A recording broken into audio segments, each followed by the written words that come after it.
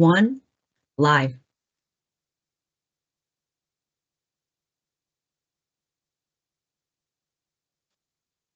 Good afternoon, everyone. Welcome, my colleagues and our team. Obviously, we're starting a little bit later than usual this week, but no, we are ready to get started and get to work. Recognizing a quorum of commissioners, I call the September 12th, 2024 meeting of the Cannabis Control Commission to order. The meeting is being held virtually pursuant to Chapter 22 of the Acts of 2022. It is being recorded. Commissioners Camargo, Roy, and myself are participating in today's meeting. All votes taken today will be by roll call. We have a full agenda today, and I will generally summarize. We will start with opening. We're going to start with approval of 5 sets of minutes. Then the acting executive director will present the acting executive director and commission staff report before we proceed to staff license recommendations. There are 3 changes of ownership recommendations, 58 license renewal recommendations, 1 provisional license recommendation, 3 final license recommendations, and 1 responsible vendor training applicant recommendation. There are 6 items in the commission discussion and votes section today. The Executive Director Search Committee update, triannual review of executive session minutes, approval of executive session minutes, provisional license fee timeline extension discussion, advocacy organization outreach regarding license ownership and control, and discussion to schedule independent testing labs public listening session. So we have a very, very full agenda. I know we usually start out with opening comments and updates by commissioners, and I expect we all have a lot to report on since our last meeting and our well-attended hearing in Great Barrington with the outdoor cultivators. But I hope it would be okay with my colleagues if we move right into the work so we can get through everything today as quickly as possible. This is an extremely packed agenda. We have a limited time to get everything done. So I will certainly, we can certainly provide adequate time for commissioner updates at our next meeting. Obviously, during the meeting, and because we are virtual, I will try to see and acknowledge each of you, but please speak up if I don't see you and you have questions, need a break, etc. We will jump right into minutes for approval. We have 5 sets of public meeting minutes. What I would like to ask my colleagues is, with their permission, we have a number of meeting minutes to be considered also under our commission discussion and votes section. If it's amenable to everybody, what I'd like to do is try to tackle these all at once. We have a number of executive session minutes. We have the kind of triannual review update memo to consider, and a number of executive session minutes from our governance charter sessions, as well as some that were related to discussions around island transportation. I'll certainly invite Acting Deputy General Counsel Mike Baker to join us. But if I'd like to do that, but certainly if my colleagues have concerns, obviously if we have questions about anything in the executive session regs, we might be able to table those and consider those in executive session. But Commissioner Roy or Commissioner Camargo, do you have any concerns about taking those items out of order and doing minutes all at once? Commissioner Camargo, thumbs up. Commissioner Roy, I can't see you yet. Oh. Go ahead. Okay. Acting Chair Stebbins, I don't have an issue with that. The only thing I would kindly ask is if we could, if we vote on them as a tranche, could you just list so Sure. we know what dates for the record, so we have it in the record what dates we're voting on? Absolutely. Absolutely. All right. With that, and welcome Acting Deputy General Counsel Mike Baker. Appreciate it. What I'd like to do first, if we can, let's tackle the public meeting minutes. We can do these as a group, or if you've had a chance to look at them and have individual questions or comments, we can do these individually, but the public meeting minutes up for approval are from the May 9th, 2024 public meeting, May 23rd, 2024 public meeting, May 30th, 2024 public meeting, the June 6th, 2024 public meeting, and the June 13th, 2024 public meeting. Are there any questions, concerns, comments, or edits on any of these minutes? If not, I think we can take a vote to approve these minutes as a group. Is that all right? Acting Deputy General Counsel Baker? Yes, Acting Chair, thank you. Okay. Any question or comments on those 5 sets of public meeting minutes? Okay, if not, I will entertain a motion to approve the public meeting minutes for May 9th, 2024, May 23rd, 2024, May 30th, 2024, June 6th, 2024, and June 13th, 2024. Do I have such a motion, Commissioner Camargo? So moved. And I also just want to say thank you to the team who worked on all these minutes the past few months. It's been rigorous, so thank you. Thank you, Commissioner Camargo. Commissioner Roy, would you second that motion? Second. Okay. The motion having been made and seconded, any last minute comments or questions? Seeing and hearing none, I'll do a roll call vote. Commissioner Camargo. Aye. Commissioner Roy. Aye. And Commissioner Stebbins votes aye. 3 in favor, none opposed. Okay, I am going to ask Attorney Deputy or Acting Deputy General Counsel. Sorry about that. To help us with this next set. First of all, we're moving up from the commission votes and discussion section. The first is the memo that was included in the packet, which is the tri-annual review of executive session minutes.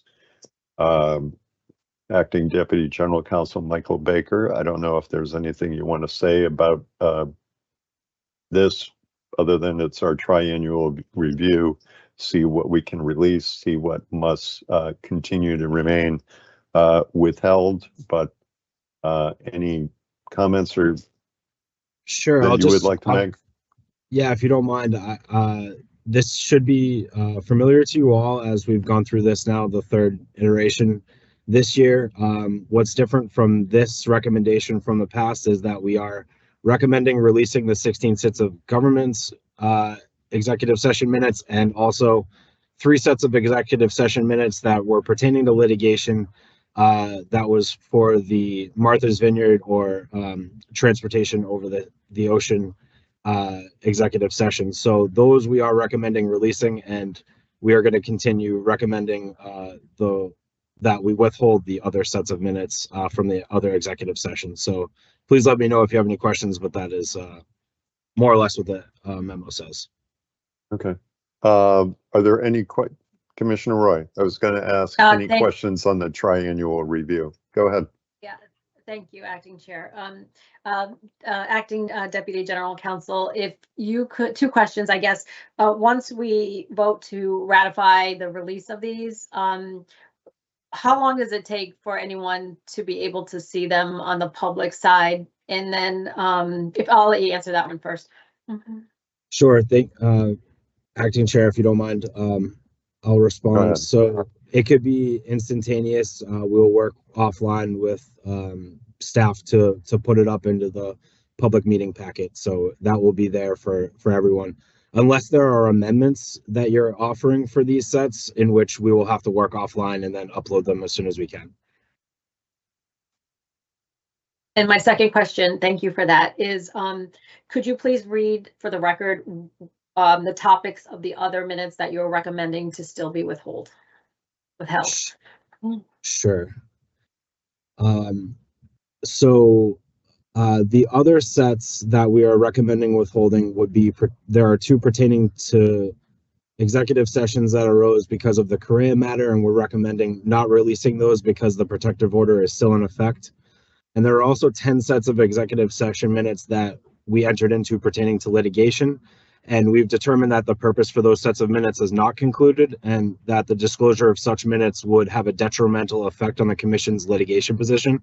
And so that's why we're recommending continuing to withhold those sets.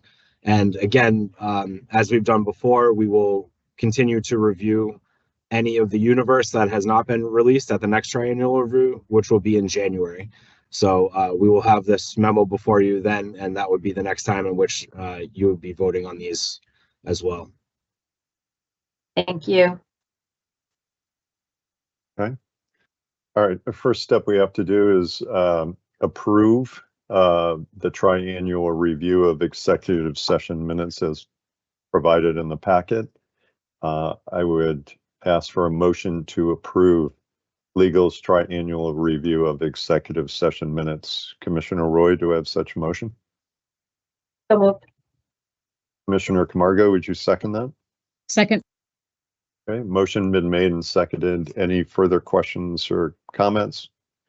Seeing none, I'll take a roll call vote. Commissioner Camargo. Aye. Commissioner Roy. Aye. And Commissioner Stebbins votes aye. 3 in favor, none approved. We have approved the triennial review of executive session minutes.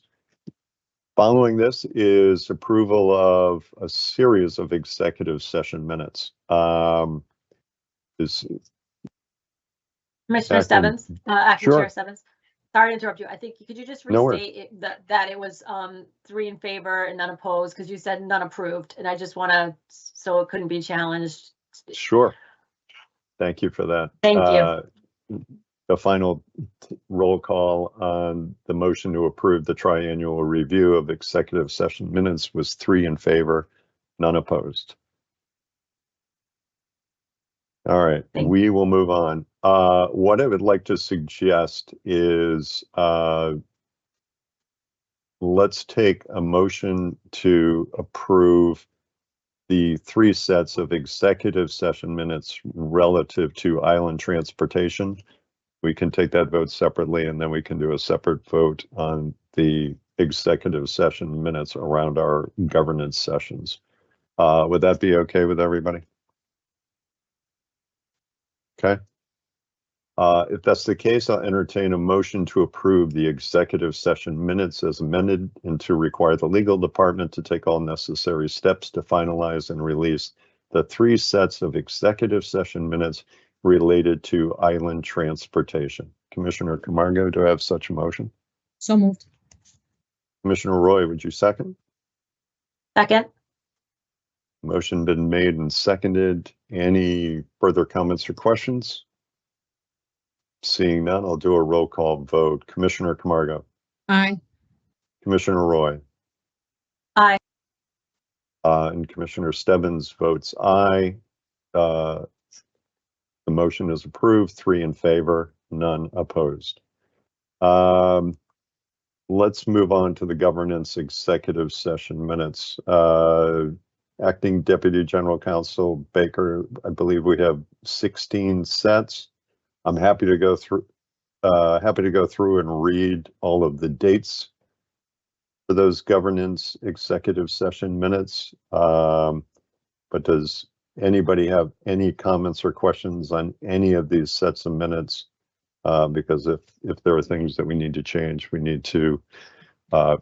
we would need to consider setting these aside and scheduling an executive session to go back and amend those minutes, if I'm not mistaken, Mr.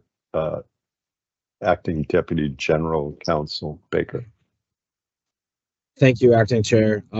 That's, if the open meeting law allows us to go into executive session to review executive session minutes prior to release, these are already released, but if there's further discussion relative to anything, we could enter into it upon if there is something that arises like a personnel matter or something along those lines that would require an executive session. But if there are no amendments, we can just vote on them as is.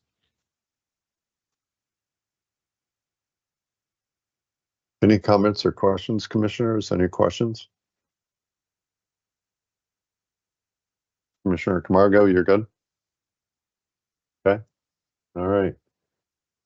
That said, I would seek a motion to approve the executive session minutes as amended and to require the legal department to take all necessary steps to finalize and release the 16 sets of executive session minutes relative to the commission's governance charter executive sessions.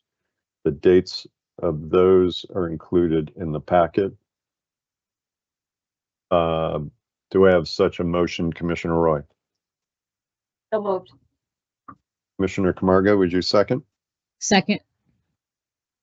Okay, motion made and seconded. Any further questions or conversation? Comments? Seeing none, I'll do a roll call vote. Commissioner Camargo. Aye. Commissioner Roy. Aye. And Commissioner Stebbins votes aye, 3 in favor, none opposed. The executive session minutes for our governance charter work are approved. All right. Acting Deputy General Counsel, anything else on minutes that we need to take care of, or are we all set? You're all set. Thank you very much. Appreciate it. Thank you. And as Commissioner Camargo said, thank you and the team for the work that goes into producing these minutes. All of the commissioners, we've all sat as secretary and understand the process that involves. So thanks to all the legal staff and team for pulling those together. Next item on the agenda is the acting executive director and commission staff report. I'll now turn it over to acting executive director and chief people officer, Debbie Hilton Creek. Thank you, Acting Chair Stebbins. Good afternoon, everyone. And before I get into my report, I just wanted to congratulate Acting Chair Stebbins on taking on this role.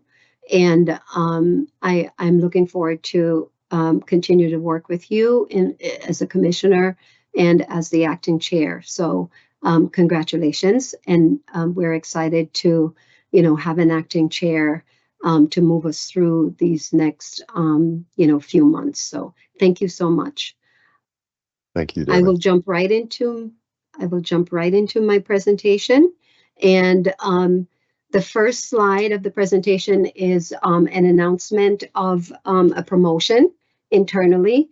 And I'm excited and pleased to announce that Olivia Koval, she's one of our attorneys on staff in the Director of Licensing, has accepted the role of Director of Licensing. So welcome, Olivia. We're excited to have you as part of the leadership team. Looking forward to your continued participation within the I&E department and across the agency. And thank you so much for all the different roles that you've served in since you joined the agency. And welcome to the Director of Licensing role. Congratulations. Thank you. The next, you're I was welcome. about to say, I saw Olivia on here earlier. Congratulations, Olivia. Thank you. Happy to make that announcement. I'm also happy to make another announcement, and this is Quay Zaltasu Chambers, and we do know her as Quay. And Quay has been promoted to the accounting manager within the fiscal department. So congratulations to Quay. And I know most of you might have recalled that Quay had served as our budget director, interim budget director, while we were searching for a budget director. And I just wanted to say to Quay, thank you so much for all the work that you've done for the commission in terms of our fiscal responsibilities and being a strong member of the fiscal team. And happy to announce your promotion as well. So congratulations, Quay, on your promotion. Congrats, Quay. I don't think she's joining us, but if she's listening in, congratulations. Thank you. My next slide is really just a quick update of some of the hires that we had presented in our August meeting. And I just wanted everyone to see that we have really made a lot of progress since the last meeting. We've hired the accounting manager who was promoted, as I said a few seconds ago. Quay took that role internally. As you know, we had welcomed the Chief Investigation and Enforcement Officer, the Communications Manager, Constituent Services Associate. So those are 3 positions in that block that were hired. The Director of Investigation, as I just announced, has been hired. I'm sorry. The Director of Investigation was also a promotional opportunity that was hired, and that was Kathleen. I just want to make that set that straight for the record. Enforcement Counsel, Fiscal Specialist, Procurement Manager. The Procurement Project Manager was an offer that was countering. We have since, made an offer and has been accepted, so that position was hired. We've hired 5 investigators. We've hired a hearing officer, and I just want to say thank you to the HR team in assisting the legal team with hiring an HR officer. I also want to say thank you to the legal team, because in spite of all of the public records requests and all of the meeting minutes they have to push out and a lot of other work that are on that team right now, they were phenomenal in the hiring process of a hearing officer. Thank you to Stephen Ludazinski for basically getting us through that contractual process. And so we're very excited about the hearing officer, because this was one of those positions that had continued to elude us in terms of, trying to hire someone on to assist in this area, and highly, highly needed position. So I'm welcoming that individual as well. And we'll report at a later meeting on all of our new hires and our new team members. Press secretary was hired. Over to the right, those individuals that were in screens pending offers, I have added paused to that list. Communication specialist was hired. The executive assistant and the executive director roles are still in interview. One of the reasons the executive assistant role is in the interview process is that we're trying to align the hiring of the executive assistant with the same timing as the executive director, but keeping in mind that we don't want to lose, a really great candidate. The deputy general counsel role is in interview, and similarly, we are trying to align this with the general counsel role that we have made an offer to, and that offer is pending. And the candidate is currently, considering, whether or not they will accept the role. So that's where we are with those 2 positions. The human resources manager position, I had made the decision to put a pause on. The reason that we're doing this is because we are spending a great deal of time with the ED search, which I will report a little bit later on.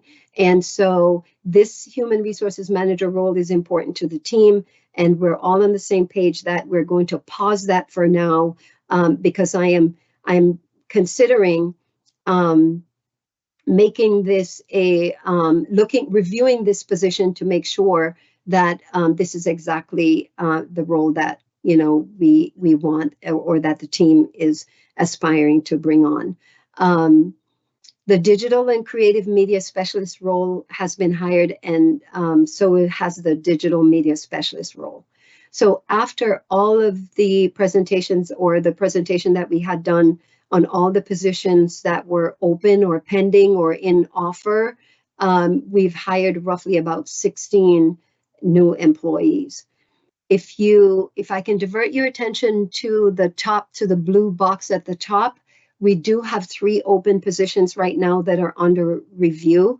And I just want to qualify what under review means. This only means that those positions are open and the HR team is in dialogue or a conversation with the hiring managers, because one of the processes that we implemented here at the commission when we're hiring is that we have to have, you know, a meaningful conversation with the hiring manager to make sure that the HR team, and specifically Ms. Sanchez in her role as the lead recruiter within the department, that we know what we're looking for and that we can respond appropriately to the requests from hiring managers.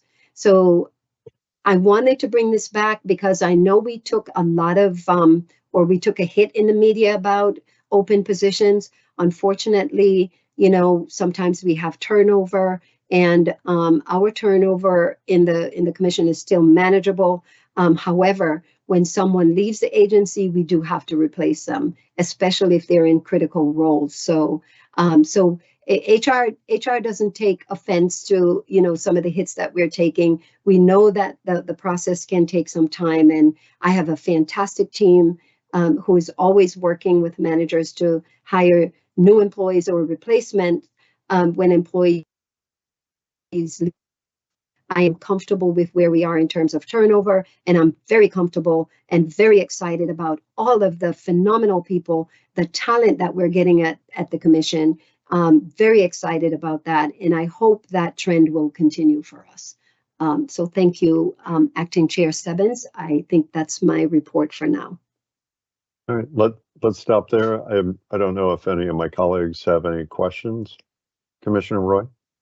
Thank you, Acting Chair, and thank you, Debbie. And more just a comment. I just want to take a moment just to thank Kate Flanagan. She's been manning the ship for all of us and keeping us all organized with our calendars and our appointments. And so I want to just thank her for that. And, you know, she's very responsive and getting back to constituents for us. So just wanted to recognize that fact. Okay, thank you. And I echo that as well. Kate has been doing a fantastic job, and she juggles a lot of us and a lot of our incoming requests. Debbie, great to, Acting ED, great to see this update. Can you give me a sense also from your perspective? You know, you and I have been working on the ED search committee, and we had a strong number of applicants for that position. Are we still getting a strong number of applicants for our various openings? Absolutely. Absolutely. And there is a great deal of interest in the cannabis industry, and specifically our agency. So we continue to get very talented people wanting to join our team, and that's really quite remarkable for us. And we hope that that trend will continue. And I'm saying we hope it will continue. That doesn't mean that, you know, there's any reservations that it might not.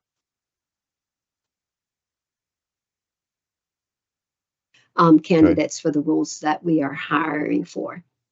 Okay.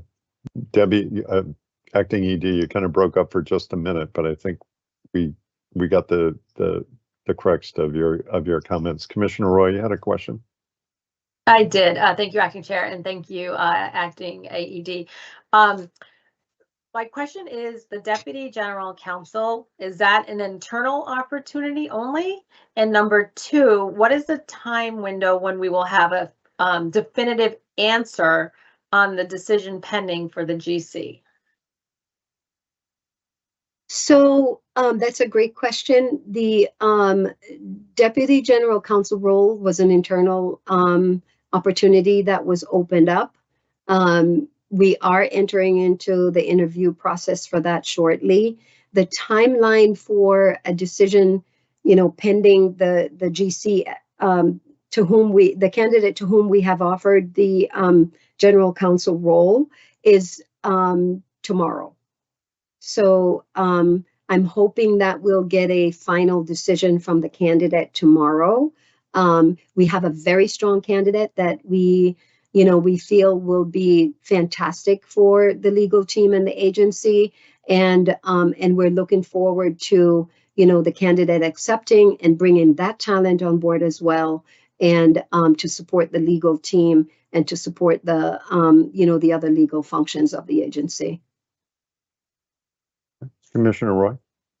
Thank you. Just for full transparency, what happens in the event that the offer is declined? What happens then?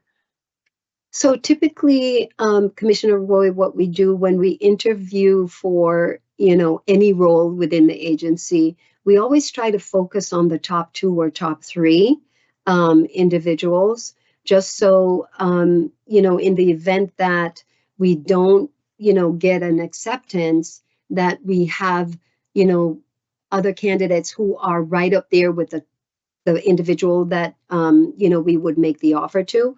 And when we say top 2 or top 3, that means that they're all, on equal terms, in terms of us wanting to bring either of those 2 or 3 people on board. So we always try to make sure that, we have that option available to us.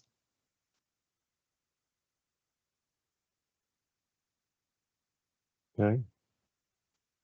Thank you, Acting ED. Commissioner Camargo? Acting Chair Stebbins, if there are no other questions, I would like to back up with a comment on yours and Commissioner Roy's comment. Okay. I think Commissioner Camargo had a question, though, Acting ED. Okay. Thank you. Okay. Thank you. My apologies, Commissioner Camargo. I could not see that. Thank you. It's all good. No worries. And we can talk about this offline, but having served on the search committee for the general counsel, unless I missed an email, I didn't know that we were where we're at in the general counsel process. I don't know if Commissioner Roy knows either, just because we both served on that. So I would just say, for future references, unless I missed an email and it's my fault, it would be nice to kind of know where we're at, especially before public meeting. I thought we were doing second round interviews.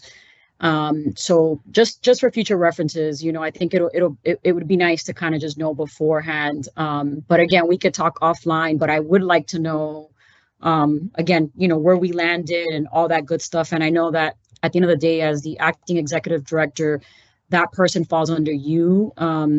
And it's your hire as the acting executive director. But I think for us who sat on the search committee and interviewed so many great candidates, it would be good to know. So, but I'm glad to know that where we're at. So thank you. Yeah, and thank you for that comment, Commissioner Camargo. And it's really not, I don't consider, hiring our new employees my hire. I really, and I appreciate that, you're giving me that autonomy, but I consider all of our hires to be our hires, and that's a great point. I'm happy to make that adjustment to make sure that going forward that we're keeping, commissioners in the loop in terms of where we are, before we come to the public meeting. So your point is well taken, and my apologies for not getting that information out there. But I'm always excited to share, when we're hiring new employees to our team. So thank you for that. I appreciate it. Yeah, no, absolutely, absolutely. Okay. Thank you, Acting ED. Continue, or do you want to turn it over? Yes, I will continue for just a second. Sure. So I also wanted to, give a shout out to Kate. Kate has been really awesome in providing, a lot of assistance to the commissioners with not having that additional EA. She's done a fantastic job of making sure that she stays on top of, your schedules, and we know how hectic that can be. And not only that, with also, producing our public meetings, assisting with the executive director search public meetings as well, a little bit further, and to thank Betsy for also being a part of that process. And I think Betsy also does a phenomenal job of, assisting with the production or taking the lead at some time, sometimes with our ED search and with the public meeting. And I would like I'd like to see that we continue to produce these meetings in the fashion that we've been producing them. And I would be remiss if I did not, call out Kate as well, and also to call out Betsy. Thank you so much for that. I really appreciate it. And thank you to both of you, Kate and Betsy. Betsy, thank you. Kate, thank you. You've both done tremendous work, and we greatly appreciate it. Debbie, do you have the next slide, or are you turning it over? I think that's it until we get to the ED search update. Thank you, Acting Chair Stebbins. Okay. All right. We'll go to the next slide then. All right. And this is part of the Acting ED and staff report. MassCannabisControl.com website search functionality, and I will turn it over to our Director of Digital and Creative Services, Anne Marie Burt. Welcome. Thank you, Acting Chair. Good afternoon. Welcome, Acting Chair and Commissioners, and thank you for allowing me to present today. I will be introducing the new website search functionality that was recently launched on our websites to enable a much improved and streamlined user experience for all of our constituents. Next slide, please. For today's agenda, I will give you a brief introduction and background on the need for implementing a new solution for site visitors, an overview of Google Programmable Search Engine, which is the solution we implemented. I will then provide an explanation of the new user interface, and we have a brief tutorial video of how to use the interface and the new filtering options. And to conclude, I'm happy to answer any questions you may have. Slide. As an introduction, MassCannabisControl.com was launched in 2018, with moreaboutamj.org launched the following year. MassCannabisControl.com then had a constituent and stakeholder feedback-based redesign in 2021. And up until recently, the sites utilized a WordPress search plugin called Relevancy to power the search functionality. Both websites have a wealth of useful content for constituents, but not all content overlaps, meaning the main website houses information on the medical program, the industry, state and local government, constituent resources, and our programming and operations, while More About MJ has a bulk of our safe consumption and public health content. And I wanted to make sure that if constituents were looking for information on one of our websites and it happened to be housed on the other, that they would still have a pathway to finding the information they were looking for. The way our search functionality was set up previously, it did not work across websites. You would only receive results on the site you were currently on. And I wanted to find a way to branch across them to provide better access to all of our content and information, regardless of which site you were on. The MassCannabisControl.com search functionality was especially extremely problematic. The site has an extensive amount of web contents and documents, and the search results were not effective or clear. Search queries did not deliver relevant results. It was very difficult to find the information you were searching for. You could not discern between types of results, whether they were web pages, documents, or calendar events. And there was no ability to sort or filter the results to make any rhyme or reason of them. Slide. So after extensive discussions between myself and the Commission's IT department, we identified Google Programmable Search Engine as the solution we wanted to implement. We contracted with a vendor, Spruce Technologies, to provide a custom installation of Google Programmable Search on both MassCannabisControl.com and moreaboutamj.org this past spring and summer, which cost around $30,720 for development, implementation, and management of the project. As a platform, Google Programmable Search delivers high-quality search results using the Google engine, and it is a constantly improving platform as the algorithm is always improving itself, and Google is continually innovating on that platform. It is also highly customizable, so we can tailor the functionality and the user interface to meet our users' particular needs. It can also search and deliver results across multiple websites, allowing me to create that content bridge between our two web properties. In addition, it has a very low monthly cost that is based on the amount of search queries per month at $5 for 1,000 queries after a free 100 queries per day. During our first full month live, we had just over 6,800 queries at a cost of $24.68 for the month of August. So the technology is extremely affordable. After about 6 weeks of development and testing, we launched this new functionality on July 16th and have continued to iterate based on user feedback and have implemented 2 new cycles of improvements already on August 16th and August 30th of this year. Slide. This is a screen grab of the search page's improved user interface, and you can see all of the new filtering mechanisms that are now available to help refine the vastly improved results. You can now search across both commission websites or limit your search to only one of them. You can also sort by relevance or date, which is extremely helpful when searching for documents. Additionally, you can refine your search to the type of content you're looking for, whether it's a web page, calendar event, document, or data set from our data catalog. Here you see a screen grab of the results for a search of the term guidance on licensure. And we've now added color-coded labels so you can easily see the difference between types of results and what website the result is on. Overall, the entire solution is flexible, cleaner, easier to use and understand, and is delivering better search results across the board because the engine beneath the platform is constantly improving itself as well. And at this time, we're going to play a short video tutorial demonstrating how to use the new search interface and the additional filters.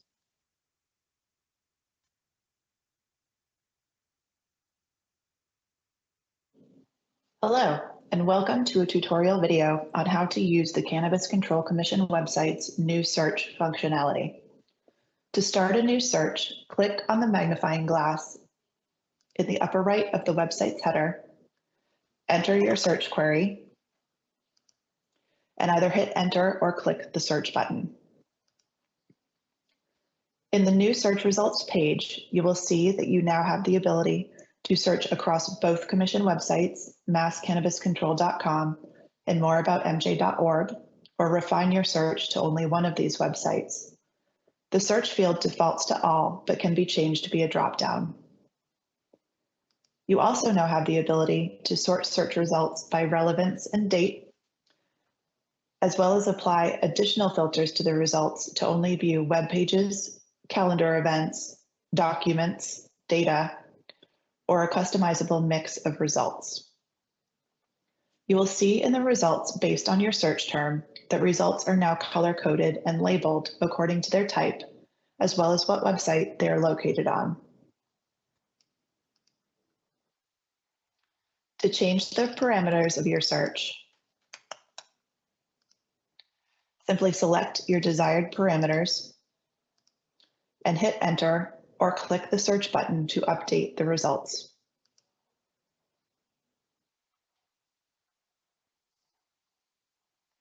This new search functionality is also implemented on moreaboutmj.org as well.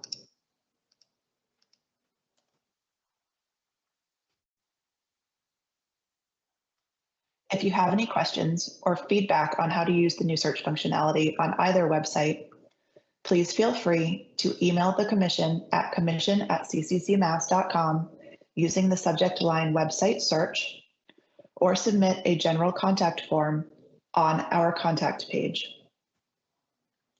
Thank you.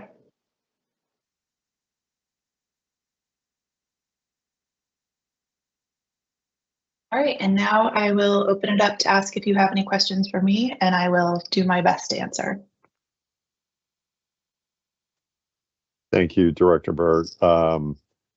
Great voiceover talent. I'm not sure who you got, but that was fantastic. Thank you. Commissioner Roy, you have a question. Go ahead.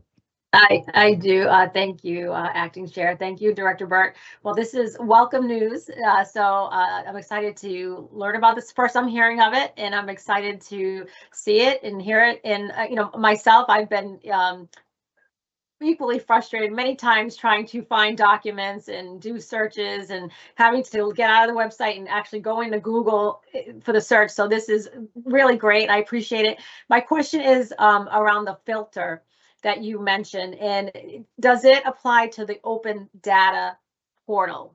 Are folks able to filter things in there?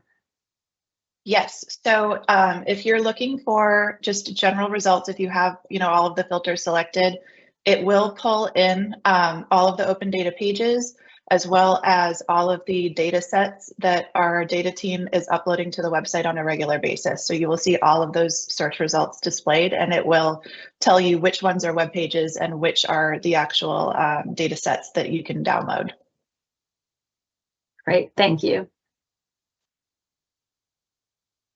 Commissioner Camargo, you have any questions? Just, I think I had the same reaction that Commissioner Roy had. It's always sometimes, you're looking for documents, where do you go? So this is really helpful. Congratulations to the team. I know that this is the stuff that, no one knows that you're working on, and it's so detailed. So thank you so much. I'm an experiential learner, so I'm going to have to go try it and then come back and ask you questions. So thank you. Great, thank you. Director Byrd, for me, just one quick question, and I do like the new functionality. This is great.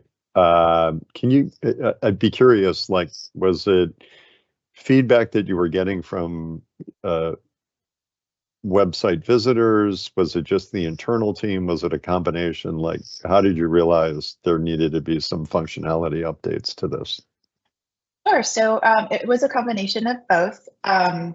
We do have a website feedback form on our contact page, which we're actually going to be retiring soon and replacing it with another form that's coming down the pipe as part of the Chapter 180 implementation.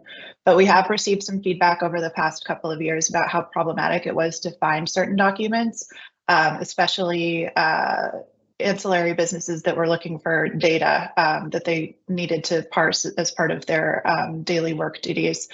I also received a lot of feedback internally from staff that it was very difficult to find documents that were uploaded to the website, and that the search results it was just very difficult to understand. You would get kind of this huge dump of documents and websites, and there were no dates, nothing seemed to make sense.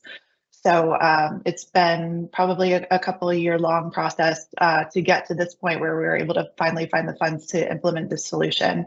So I think it's going to make everyone's lives a lot easier going forward, working with the vast amounts of content that we make publicly available on our website. But I'm looking forward to seeing if there is any feedback that comes in, if there are any improvements that we can make upon that platform to help our constituents and our staff. But I think that we were able to implement a really great solution for them with this latest update as well. Great. Director, thank you very much. Thank you and your colleagues for all their good work. Thanks to Paul Clark and the entire IT team for working with you to get this improved functionality. I kind of know where I need to go, but I think there's even more I'll be able to quote unquote do on my own in terms of finding documents when I need them. But thank you, and thanks to the team for improving the overall functionality of the website. And please share with us any feedback you get. Will do, sir. Okay.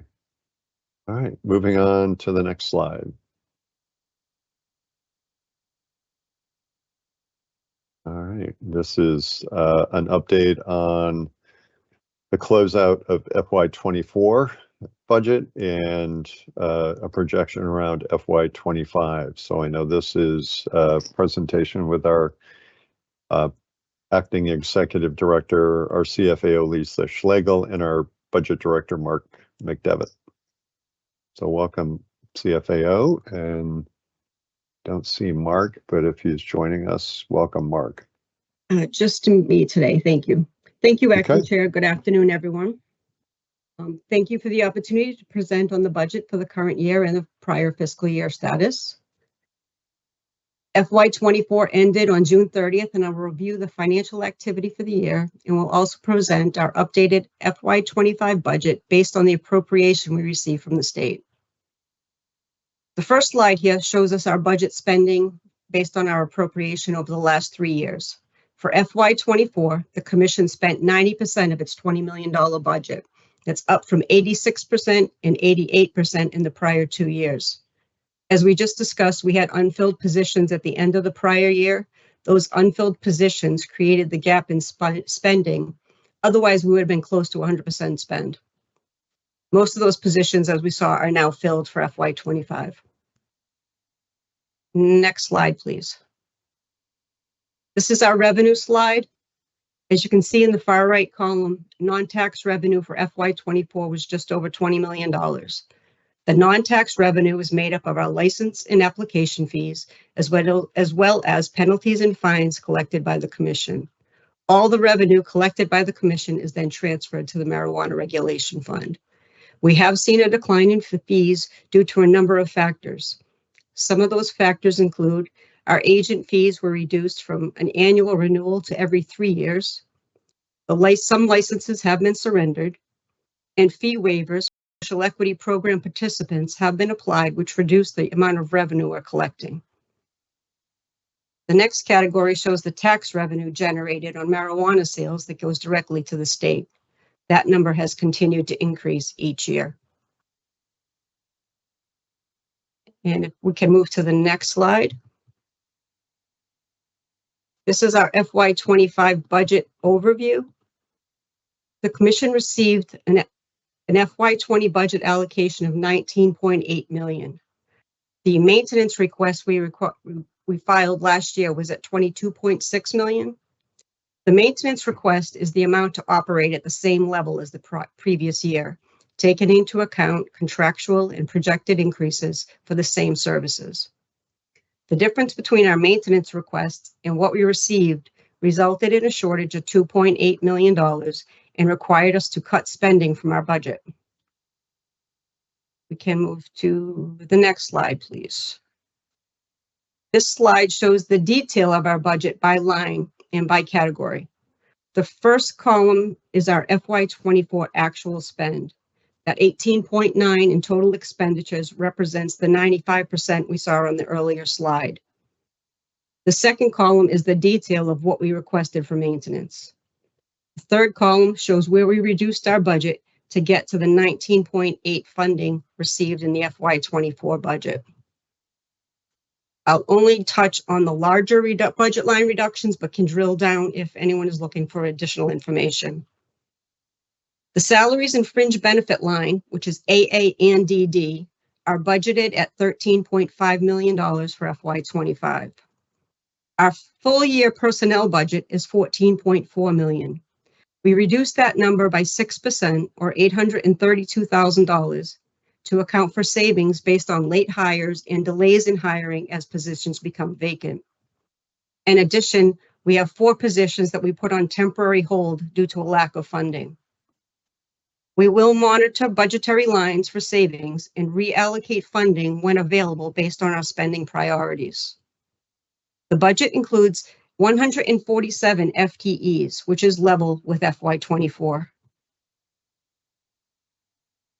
The 2 lines with the largest reduction are the HH and JJ line. Those are our contractual lines. Many of our contracts are multi-year. In the HH line, we reduced by $500,000. That includes our advertising and marketing budget, some curriculum development and advising contracts for I&E, and miscellaneous contracts for ad hoc projects. The next line, JJ, is our operational contracts. In this line, we were able to right-size our budget by reducing some projections that were budgeted higher than what it came in for the final FY24 actual spend. With that and other miscellaneous contracts we were able to reduce, we cut that line by $728,000. The bottom line is our IT expense. IT is the second largest item in our budget after payroll. That budget is level at FY25. As I said, most of those contracts are multi-year. So we had to cut a few of the smaller contracts that were not required in order to stay within budget. Any questions on this slide before I move on? Okay, next, we good? Next slide, please. Any questions? Okay, go ahead. This slide just gives us a definition of the categories within our proposed budget. We have fixed costs. Those contracts are a fixed amount. We know what they are at the beginning of the fiscal year, and there's not much we can do to change them. Those are our payroll, our leases, software, and licensing costs. The second one is the variable costs. These are all also contracts that are in place, but the cost fluctuates from month to month based on activity. The largest expense we have in this category is our badge printing, but it also includes some costs for the vehicles, some payment processing fees, labor council, and state chargebacks. The third line, the third bucket, I should say, is discretionary. So that is what is left over after our contractual costs. The uncommitted funds that we allocate out to our departments commission-wide. Next slide, please. This is the breakdown of our budget into those three buckets. Fixed cost is 18 million, and our planned variable costs are 1.4 million.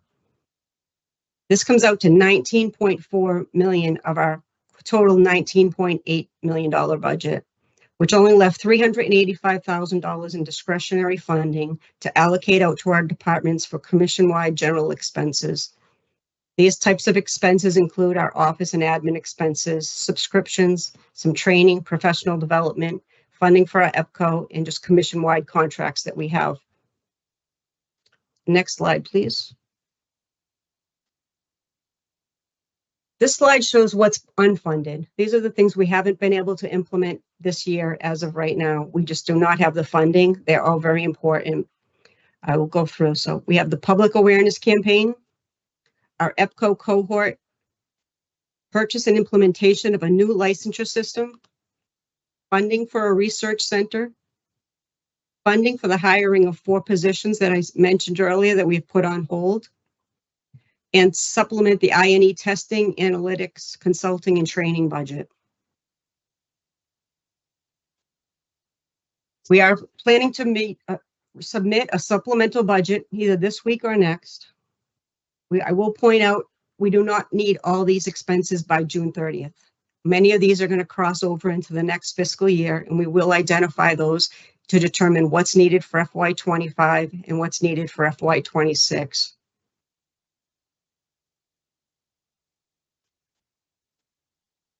The next slide. Wait.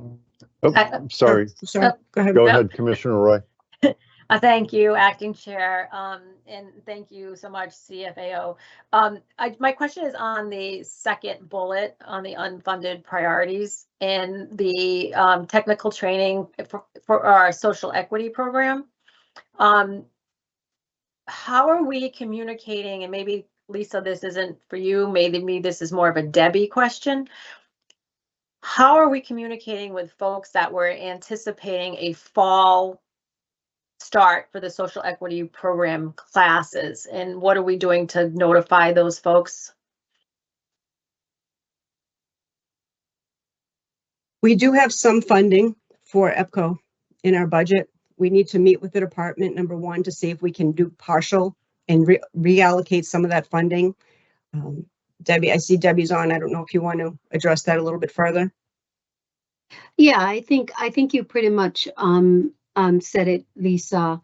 You know, when we look at our discretionary funding and what we have, we are, you know, in the process of actually meeting with department heads to talk about what our shortfall looks like for FY25. And so that Lisa and I and her team can, you know, take a look at what the highest priorities are and where we need to divert those funds to support these programs. As Lisa said, we do have an opportunity to provide some funding to EPCO for the educational, you know, training program that they're going to be doing. We understand that this is a mandated program. And in addition to that, the Public Awareness Campaign Fund is also a mandate with social consumption on our heels. We also have funding for the need funding for the research center, which is another mandate that we have not been able to, throw any financial support behind. So, and then when you look at IT also, we're looking at an aging infrastructure that can no longer support a $7 billion industry. We have an infrastructure within the agency that was created when we started, and very little work or very little visiting of how effective and efficient that system, is, and how, and whether or not it is adequate to service a $7 billion industry. So, we have a lot of challenges right now in our budget. We absolutely have to look at our infrastructure. We absolutely want funding from mandates, so that we can get these public-facing, programs funded and completed and achieved according to our current mandates. So it is not looking that great for us, but we continue to do the best we can with, basically with the little we have. Okay. Commissioner Roy, did you have your hand up for a follow-up? Yeah, but I'll let Commissioner Camargo go, then I'll do my follow-up. Thank you. Okay, sure. Commissioner Camargo. Thank you. Lisa, our CFAO, I just had a question. Where are we on, I know you said you are meeting with the departments. What is the timeline for that? And how many, have we met with all the departments yet? Is it starting? When is that happening? It will be starting next week. Okay. So we haven't met with the departments yet. We've had ongoing conversations with the departments. They know where we are. We've gone back to them a number of times to see what they really need, so we could prioritize our spending. Some have identified items that they could do without this year. So we have been having those ongoing discussions. Okay. Thank you so much. Okay. Commissioner Roy, go ahead. Thank you. Debbie, so back to the EPCO cohort 4, I have received outreach from folks that got accepted into the program inquiring when it's going to start in the fall. Now, based on the current circumstance we find ourselves in, is there a strategy or a plan with our communications team to circle back with all of those people that got accepted into the program? And for those that don't watch the meeting and might not know this new information, are we going to put it on? I think we owe it to put it on our social media or communicate with folks who are anticipating a fall start time. So I don't know if there's a communication strategy around that. Can I ask a follow-up to Commissioner Roy's question, Acting Chair? Of course. I just want to add to Commissioner Roy. So are we saying that the SCP, I'm assuming this is a technical training for the SCP cohort 4, are we saying that we're putting that on hold? What's the clarity on this? Because I'm a little confused. Okay, so we are not saying that we're putting this on hold or that we're pausing. I believe Lisa mentioned earlier that we do have some funding, to put towards the cohort 4 technical training mandate. And we made sure that we did that. The problem that we're having, or the issue that we're having, as Elisa has outlined, is that we do have a shortfall. And we're not saying that we're not going to do it. We're going after supplemental funding to support some of these mandates, because in my opinion, it's very difficult for us to put mandates out, commit to providing these services, which we know we are a leader in the country in terms of the SEP, and we want to hold on to that. So we're just wanting to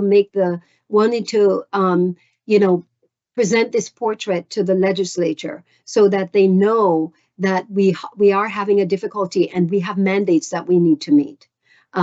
So thank you. Like as Lisa has also said, we're going to be, formally meeting with each department head and directors regarding their budget.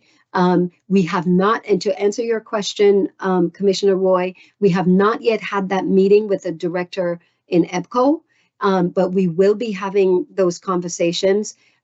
We don't have an opportunity to pause this program or to stop it. And so it would be kind of premature for us to, put out information on social media that, this is something we have to pause or discontinue. We're not in a position to do that right now because we do have some funding to get it started. So I hope that answers your question. Go ahead, Commissioner Roy. Thank you, Acting Chair. Yes, thank you so much, AED. I just would ask that if you could provide us updates as it progresses, when the classes are going to start, how many classes, if we're not able to offer the full breadth of what we have historically done in the past, just updates on it. That's all. Okay. And Thank once you. we meet with the director in EPCO, we absolutely can, provide you with updates as we move along. Thank you so much. Thank you, Welcome. Commissioner Roy. Commissioner Camargo. Yeah, thank you. I know that when I was the sitting treasurer and even throughout my tenure here at the commission, I've always asked, where are we on spending, right? Are we on track? Are we going to give back, $2 million and all that? One of the key things that I saw in the past is that, the contracts were sitting, and because of timing and everything, we don't put things in, we're a little behind in terms of contracting. So I would just, it's more of a comment. I would just say, let's be mindful that, we're talking about the SCP program. I'm assuming that, I don't know if there's already contracts for the presenters, if they've already been able to do that. And, for some of the other things as well, it's making sure that these contracts are getting off of our directors' desks and that they know how much money they have to spend or that they don't have money to spend. But also, I would say as well, that they also know that before we're going into public meeting. Because if this is the first time that anybody is hearing this from your directors, it's a little concerning to me. But, I think this is great. And thank you, Debbie, for your comments in terms of, we need to let the legislators know that we do have some mandates and we are leading in the country. So thank you. You're welcome. And I do have a follow-up to Commissioner Camargo's comment, Acting Chair, if that's okay. Of course. Okay. So one of the situations that I, in stepping into the AED role and really basically coming in as a CPO right on the cusp of, the development for the FY25 budget. One of my observations was that, there was a trend of giving back funding. And look at this list and look at how many are on here that are mandated, that we've been giving money back because we haven't been spending it. And to your point, Commissioner Camargo, making sure those contracts get off of people's desks. One of the things that I implemented this year in terms of performance is that every chief will be held accountable for making sure that they are expending the funds with towards these mandated efforts that we have been, we're taking on. So that becomes a part of the performance accountability process, and I have implemented that for this year. So because we cannot continue to keep giving money back, and while it looks great that we don't spend that money, it doesn't look great for the reasons that we have not been spending them or spending it. So so to your point, thank you for bringing that up. We are actively encouraging and, meeting with our chiefs and our directors to make sure that, they're on track with their contracts for this year. So thank you for bringing that. We have noted that, we were aware of it, and we are responding to it appropriately. Commissioner Roy, Commissioner Camargo, any other questions on this slide? Okay. Just real quickly, and thank you, CFAO Schlegel, for pulling this up. I do want to,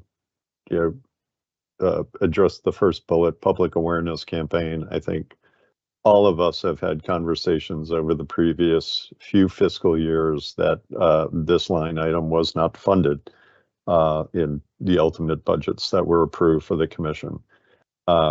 There is legislative language that requires us to work with the Department of Public Health, and we have had strong outreach and a couple of conversations with folks at the Department of Public Health to work with us on our public awareness campaign, the More About MJ campaign, especially as our acting ED pointed out, social consumption regulations, are forthcoming. And, I think that this commission's work was tremendously benefited when we were building the foundation for adult dispensaries and retail and cultivation and product manufacturing.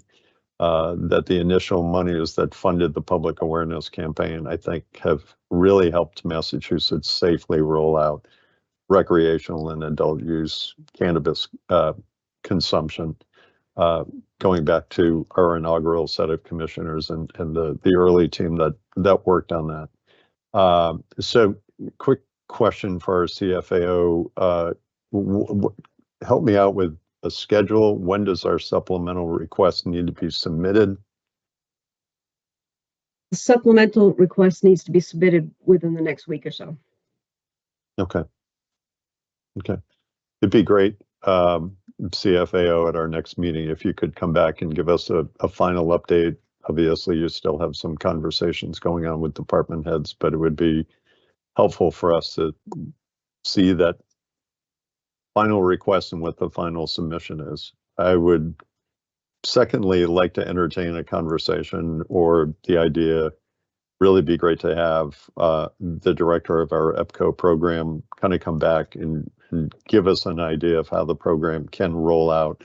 We've talked about the resources that we do have to kick the program off, but at some point I would love to hear from the team and from the EPCO team about how we plan to roll out cohort number 4 in the technical training. Commissioner Roy, I see your hand. Go ahead. Yes, thank you. To piggyback on what you were saying on cohort 4, AE, do you know the number of folks that were accepted into cohort 4? Do we have that number? I do not have that number right this moment, but we can get that number for you. Perfect, thank you. Appreciate that. Welcome. CFAO, whoops, I'm sorry, go ahead, Commissioner Camargo. Yeah, no, to our CFAO, Lisa, you said that it's about a week and a half before we have to put in the supplemental budget. But it sounds like we still have a lot of conversations to happen with our chiefs. Are we gonna get that done?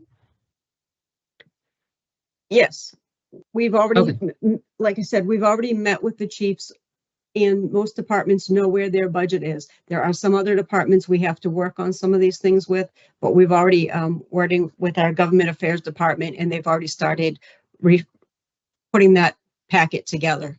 Okay, thank you, Lisa. If there are no other questions, CFAO, if you want to continue. Next slide, please. And this is our treasurer recommendation slide. The acting ED and I and my team met with the treasurer to kind of go through our budget, and these were the recommendations from the treasurer. First, to renegotiate the Boston lease with DCAM for a smaller footprint. As we know, the lease in Boston is with DCAM, so we do have to go through them if we want to look at renegotiating that lease. The second recommendation is an audit of our systems and processes. And the third is to explore grant opportunities. I can touch on the audit of the system and processes. We've been working with the licensing team to do some work on that system. Licensing system is operated by the licensing team with support from IT. Finance has recently begun reviewing the system and the processes for the current system from a finance perspective. We are doing this in collaboration with the CIE and the CTIO and their teams to identify improvements that will provide improved reporting and analytics. The current system does not provide the necessary reporting for us to do a complete projection into the future or an analytical review of what's happened in the past. We are working with IT and the vendor to create additional billing codes and waiver codes so we can pull additional information out of that system, do some additional reconciliations, and get the reporting requirements we need to do the analytics to keep a better look at where our finances are going and what our revenue projections are going forward. This will allow for increased accuracy in our projections and provides for any analytical reviews we may need. It's a priority for the finance team, and in the upcoming year, we will start looking at those processes even more than what we've already done. With the lens towards a new system coming up in the next year, this will also help us in what we need in a new system that we're not getting out of the current system. And the third one is to explore grant opportunities. And I can touch on that as well. We do have grant opportunities that exist primarily in the research area. We will begin working with our research team on possible opportunities and possibly looking at adding a grant writer or a consultant to help us if we can identify priorities to get additional funding in. Any questions? Commissioner Roy, go ahead. Treasurer Roy. Yeah. Thank you, Acting Chair. And thank you, Lisa, for presenting that slide. I just want to say as treasurer, it's been a real pleasure, not only to work with the finance department, but to also have meetings with licensing. This is really turning into an opportunity to reflect back. We're no longer a startup. And we are established agency now, and what might have worked for processes and systems 7 years ago can't handle it adequately with aging infrastructure, and we're working on the platform and the reconciliation process, and we've identified vulnerabilities that are a little antiquated, and we're working on improvements along those lines. And it's been I've enjoyed rolling up my sleeves and looking at these numbers, looking at the procedures in place, and we are making progress. So I just want to thank all the teams involved. I know IT has an important role in this as well. What worked when there were a handful of licensees and a handful of employees no longer works when we're a $7 billion industry with almost 140 employees. So we will make progress, and I look forward to working with the teams and providing updates to the commission as we move along. Thank you, Commissioner Roy. If I could ask Betsy to take us back one slide so we can keep those 3 priorities up. There we go. Commissioner Camargo, any questions? I do, but in the interest of time, I'll set up a meeting with Lisa and ask her, first of all, kudos to the team. I know this is a lot of work. I was sitting treasurer for about a couple of years, and we were developing this role as treasurer. Commissioner Roy, kudos to you as well, in terms of, taking that on and looking at this, especially as a treasurer's role for us commissioners, in terms of how do we collaborate with the CFIO and the executive director to then, allow us as commissioners to fulfill these roles. So thank you so much. And in terms of the explore grant opportunities, that's a great idea, not just for the research team, but for other stuff within the agency as well. And I'm assuming that's for everybody. I know we can use research as an example, but that's going to be interesting to see what that looks like for other departments as well in the agency. So I will follow up with questions offline. Thank you. Great. Thank you, Commissioner Roy. Thank you, Commissioner Camargo. Commissioner Roy, a question or a comment. Thank you. And one bullet that I should have added, but we've been doing is also taking a look at areas that have been underutilized and how do we reallocate resources within our current budget structure with the shortfall. So certain things may be earmarked and allocated for, and if they're underutilized for whatever reason, we are looking at ways to shift those resources to areas that, like for instance, the cohort 4, if there's other areas that are underutilized and we can reallocate resources, that was another suggestion that I had, and we are looking at different areas as well. Thank you, Commissioner Roy. And thank you for serving as treasurer and bringing some of these ideas forward. Yeah, it does speak to me, and I believe we've talked about this in the past, and would love to have our acting ED and treasurer and our CFAO give this some more thought.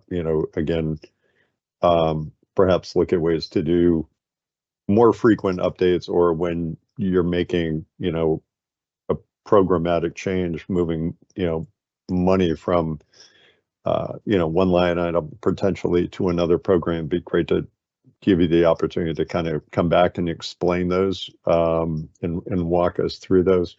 A quick question, obviously, the Boston lease, potentially working with DCAM to help us find somebody to take over some of our space in Boston. I think all of us have agreed, we do want to have a presence in Boston. It's important when meeting with our counterparts and colleagues in government, as well as interacting with lawmakers on Beacon Hill, that it's important to have that presence. The Explore grant opportunities sounds intriguing and exciting. Be interested to see what opportunities we can find. Obviously, those are all kind of geared, both those two are kind of geared towards shaving some costs, shaving some expenses for us, or bringing in resources. I like the conversation about the audit of systems and processes. I guess my question is that something internal? Is that something we need to look for external contract help for? Is there, I see audit, I think of, is there support and assistance that, the office of the state auditor might be able to provide? I'd love to have both your thoughts and just kind of expanding upon that one. Go ahead, Commissioner. Thank you, and that's a great question. And I had the same question myself, and I made the recommendation about perhaps, as we've done in other areas, bring in outside experts. But obviously, we find ourselves in a precarious position with a $2.5 million shortfall. So I think it's a combination of internal review, as well as working with other state agencies, other oversight agencies, to assist us in that effort as well. And AED, correct me if I'm wrong, when perhaps you can expound upon it a little bit more. Okay, thank you. Thank you, Commissioner Roy and Acting Chair Stebbins, if I may. Of course. Okay, so Commissioner Roy is correct in that, given the budget that we have before us for FY25, that it's going to be extremely difficult for us to carve out any kind of funding to support any external, contractual audit that we might be considering. The other thing I just want to digress a little bit in that, we have a team of employees at this agency, and as a CPO, and speaking from the CPO perspective, the one thing that we cannot lose sight of is that they've been working their butts off, for the last year. And we are going to make sure that regardless of how difficult our budget is, that nothing will interfere with,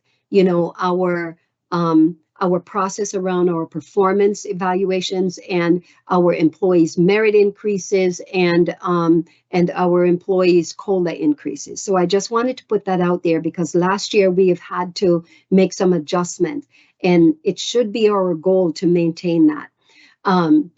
The auditing of our internal systems, we do have staff who are, very capable of conducting these audits. We've seen that they've been happening.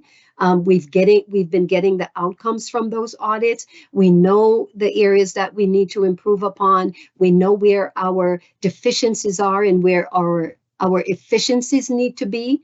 And one of them, again, going back to the aging infrastructure and having a system that can no longer support, an agency such as big as ours. And I a lot of outside, partners may look at us as a small agency having only, 148 or 150 employees, but we're 7 billion. So let's just face that fact. And the systems that we have supporting us right now, we cannot continue in the future with this type of a system. The auditing or any entity, that external entity, state audit auditors who may want to come in and audit the commission, to me, that is a benefit for us. It is a benefit for us. We are trying our best to make sure that all our systems or processes are in order and can support us. But if we have any entity that, state entity that wants to come in and audit us, we pretty much welcome them doing that. With of course some restrictions, because the staff now might be going crazy. Don't say that. But it is a benefit to us because their findings are also, can also inform our platforms that we have right now and how we utilize those platforms. How do we improve those platforms and those systems and processes? And just one little tidbit on our systems and processes. Some of them are still manual. We should not be having manual systems when we have the sort of technology available to us to make us more efficient. And so these are some of the areas that we have to look at. So I am, excited about whatever, entity wants to audit us. And if they find, that we need to tighten up or improve our processes, I'm absolutely open to, putting our team out there to welcome those ideas and those suggestions. But we take advantage of, situations where they present themselves to make us better. And so those are some of the areas that, we are considering can really, help us to improve and help us to build an infrastructure for our future, because and it can only make us grow. Thank you, Deb. Commissioner Roy, go ahead. Thank you, Acting Chair, and thank you so much, AED, because that was exactly my sentiment when I publicly had mentioned and called for an audit previously. It was exactly what you just stated, and that couldn't give us recommendations to inform us and how we can make our internal controls less vulnerable and more up to date. So I thank you for that, and that was the purpose behind that. And if we work collaboratively with other state agencies to effectuate that, and I would go a step further and share all of that findings and recommendations with the public once we have it. I think as a government agency, I think that is vitally important. Thank you. Thank you, Commissioner Roy. And just to echo a couple of things that you said and the acting ED said, appreciate the acknowledgement of how tight our budget is. But to the acting ED's comment, about tapping into our internal team are working with these processes and systems every day. They see the shortcomings, they see the deficiencies, they see where there can be room for improvement, not only to make things easy and more operable for our team, but also hopefully easy and more operable for our licensees, our patients, everybody else who interacts with the commission on almost a daily basis. So appreciate the further explanation of that. Unless there are any other questions, CFAO, I think you're done or off the hook, and we can move on. Acting Chair Stebbins. Yes, Debbie. Yes, May I make Acting ED, go ahead. I would like to make a quick comment just to follow up on a comment Commissioner Roy made about the budgeting process within the agency. When we jumped into a budgeting process last year, and I believe Commissioner Camargo at that point was the treasurer, we implemented a collaborative process. We implemented a partnership between the commissioners and the staff. And so that's something that we started, towards the end of Commissioner Camargo's tenure as the treasurer. And we do plan to continue with that collaborative process, that partnership process. So thank you, Commissioner Camargo, for, implementing that with us. And thank you, Commissioner Camargo, for Commissioner Roy, for picking up that baton and moving that forward. And then the other comment I would like to make, and I see that my director of EPCO, or I should say our director of EPCO, sent in some information, and she said that we have roughly 229 individuals who were approved in the last cohort. And that's it for me. Thank you so much. And thank you, Lisa, for an awesome presentation. Thank you. And I would like to thank Mark McDevitt, our budget director, and Zalta Quay Chambers for their assistance with this report and all they do in our accounting department and our finance and budget. And I'd also like to thank Commissioner Roy for her support as treasurer and the support she's given us, and for all the commissioners. Thank you very much. Thank you, CFAO. Thank you, And Lisa. thanks to the finance team. And thank you, Commissioner Roy, in your role as treasurer. Greatly appreciate it. All right, next slide. All right. We are on to licensing data, and I think I'm going to invite Suko Defoy, or is it you, Derek? It's going to be me today, Acting Chair. Okay. So Okay. I'll start us off with the licensing data and then hand it over to Suko for the presentation of the licensing materials today.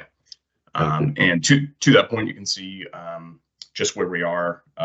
Typical highlights here. I think month over month, we typically see the same thing. The review queues are pretty low. Typically, we're processing these at a pretty good clip. And as you can see now, as of today, we have 2 applications waiting the first review, 11 awaiting supplemental, 1 provisional license, and 3 final licenses for your consideration today. Thank you. As usual, this slide shows the license applications and where they are in our process, sort of as they move from that top all the way down through the bottom. The one thing we can see highlighted here again is that commence operations number. That's the total number of businesses that have been given the green light by the commission to essentially open their doors to the public and start conducting business as usual.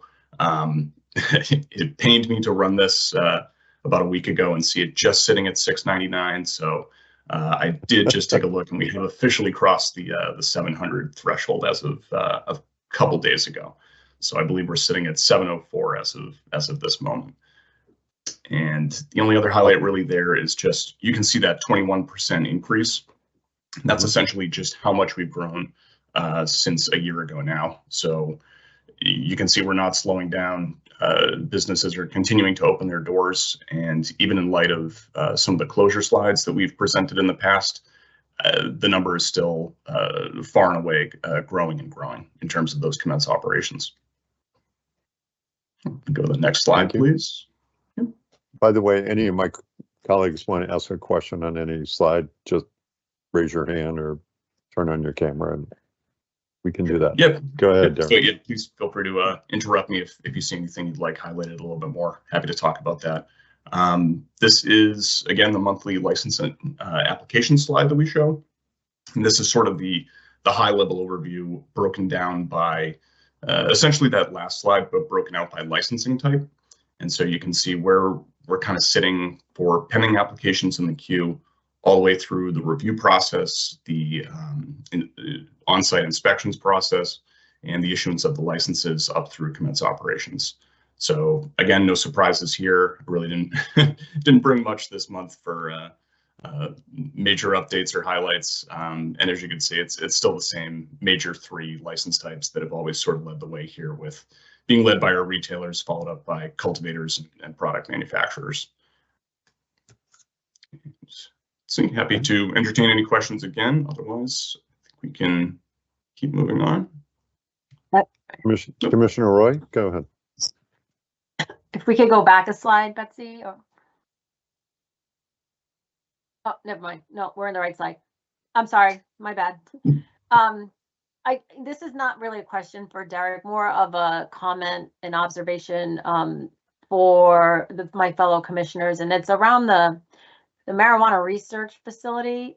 We have 1 in the provisional phase and 5 pending applications, and I have met with that 1 in the provisional phase.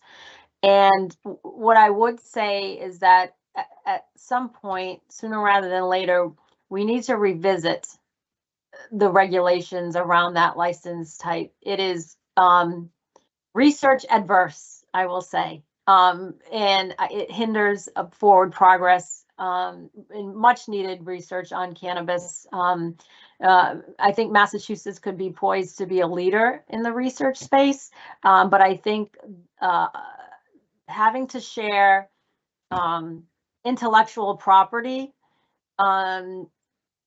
while you're in the research phase dissuades research.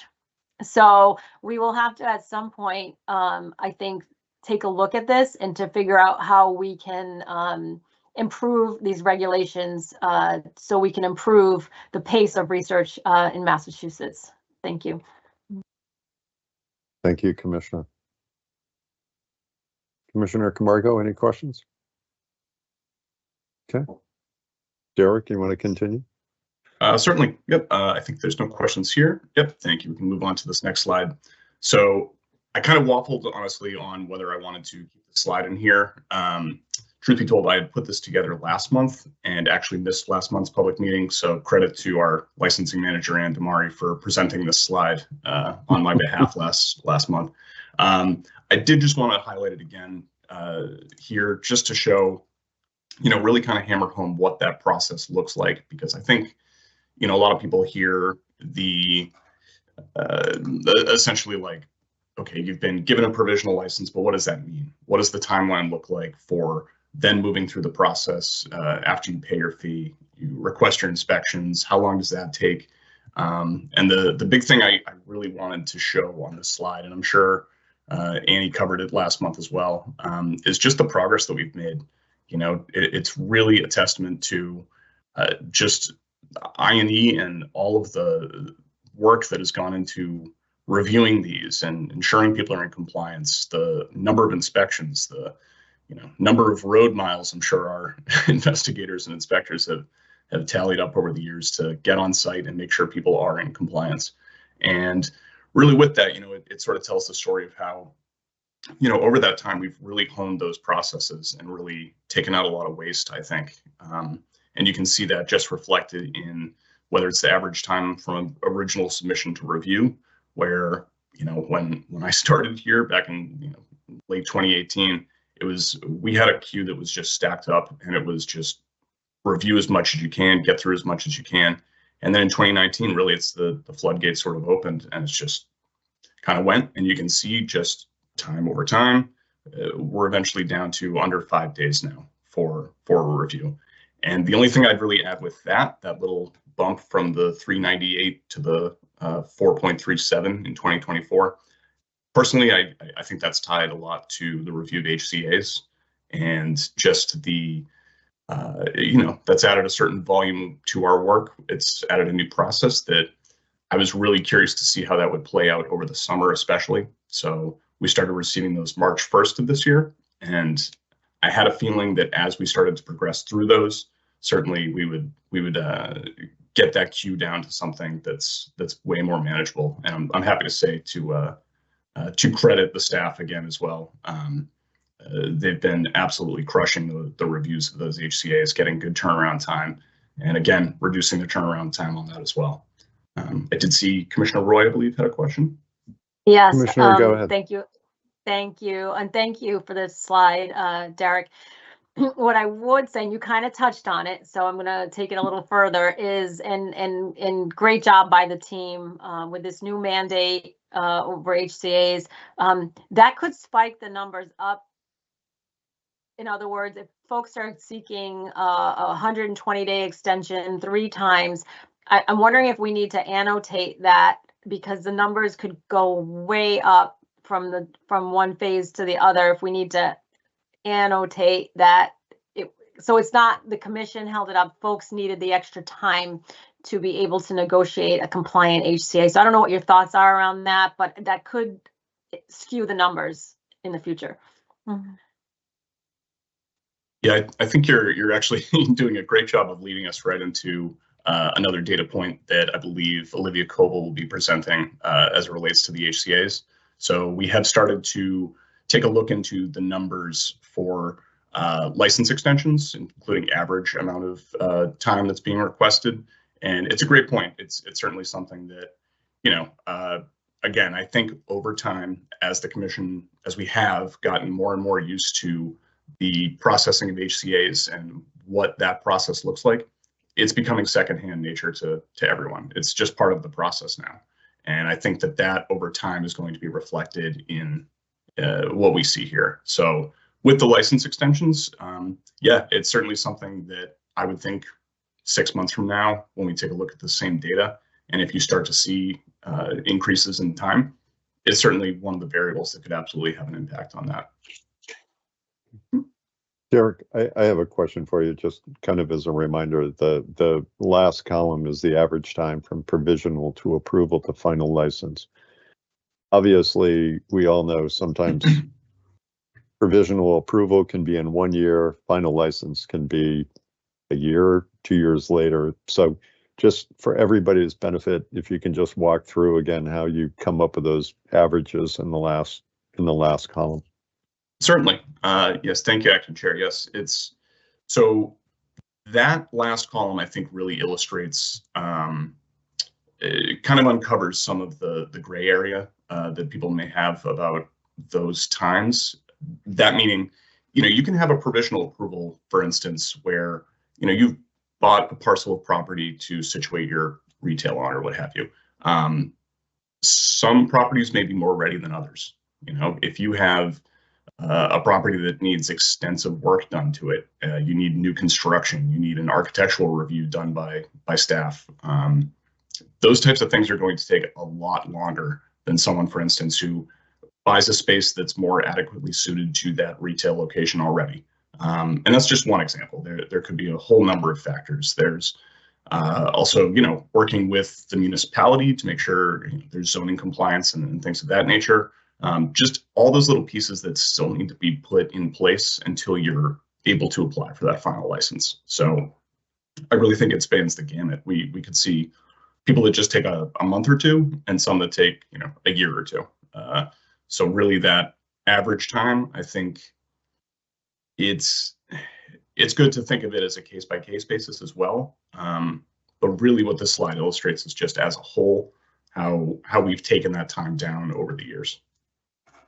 Thank you. Yeah, Commissioner Camargo and I visited a facility yesterday where they were trying to get construction done during COVID, right when the price of raw materials was going through the roof, and finding the raw materials was a chore unto itself.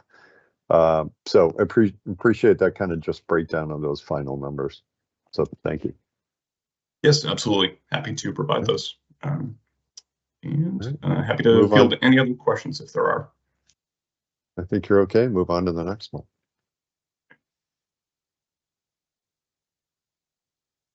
Okay, and this is where I will hand it over to Olivia Coble. I see she's already on screen, and I'll let her take it from there. So thank you, commissioners.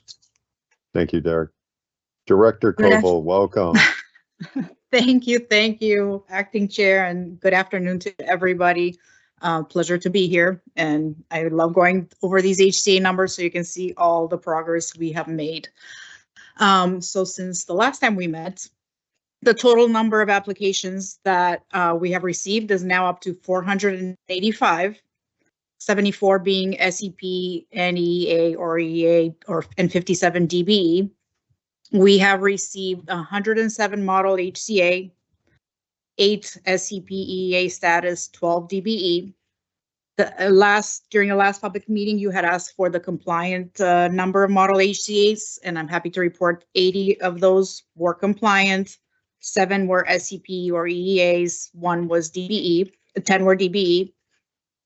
The number of model HCA waivers we've received are 34, 7 SCP EA status, and 1 DBE. The overall number of compliant HCAs, we are at 164, 13 SCP and EA, and 10 DBE status. Since the last public meeting, we are now at 58 towns with compliant HCAs. We have updated the list. I believe last public meeting we were around 43, so that number has gone up quite a bit. So that's wonderful to see. Any questions on this slide? If not, we can move on to the next one. I think Commissioner Roy has a question. Go ahead, Commissioner. You're on mute. Sorry about that. Congratulations, Director Koval. Thank I you. will start with that. Very well deserved. Thank you. My question is, I thought a model HCA was automatically deemed compliant. So what's the difference between model of HCAs received versus compliant model HCAs? So when you look at our model on the website, the way it works is there are certain drop downs that they have to complete and certain sections that they need to complete. So oftentimes what will happen is they will either download the form and forget to complete certain sections, or for example, they'll forget to sign it, or certain little sections. So that would result in us deeming it not compliant, sending back a determination notice just to fill out those small bits and pieces that may be missing. So for the most part, you know, it's on point, but there's some little missing information that makes it not compliant. That's helpful. Thank you. You're welcome. Thank you, Commissioner. Director, I mean, I guess kudos to those 58 towns that we list down the bottom who have provided us with compliant HCAs. Not only helps us, it certainly also helps our licensees. I have to say, going through this month's renewals, I was really intrigued looking through Mass EIP, the number of folks that are, you know, submitting, as Commissioner Roy pointed out, submitting those model HCAs, like quickest way to get through it.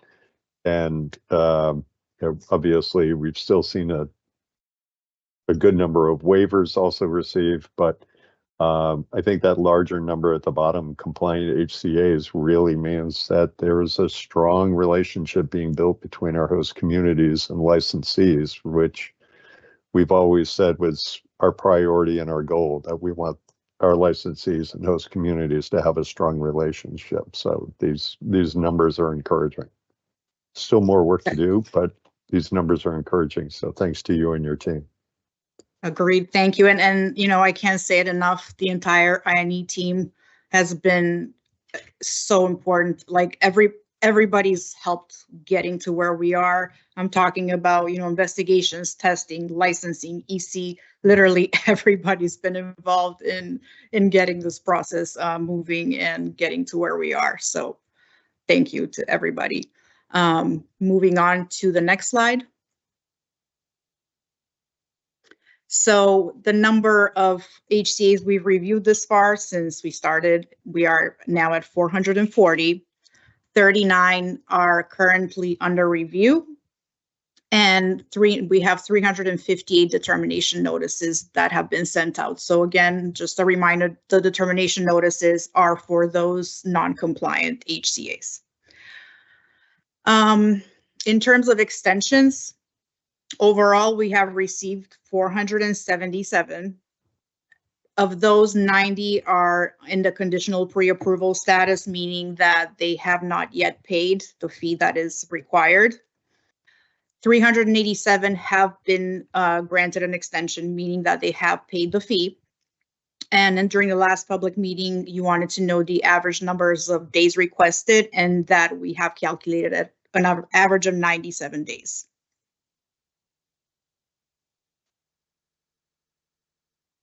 Any questions? Wonderful. That Oh, is all wait a from minute. you. Oh, we got one. We do have a question. We had a thumbs up from Commissioner Camargo, but Commissioner Roy has a question. Go ahead, Commissioner. Thank you.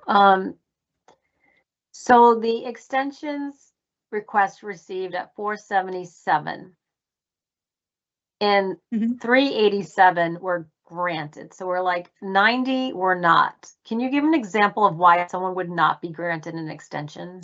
So the 90 doesn't mean that they are not granted. The 90, so the way it works is you apply for the extension and you get a conditional pre-approval, and then you have 10 days to pay the fee that is required.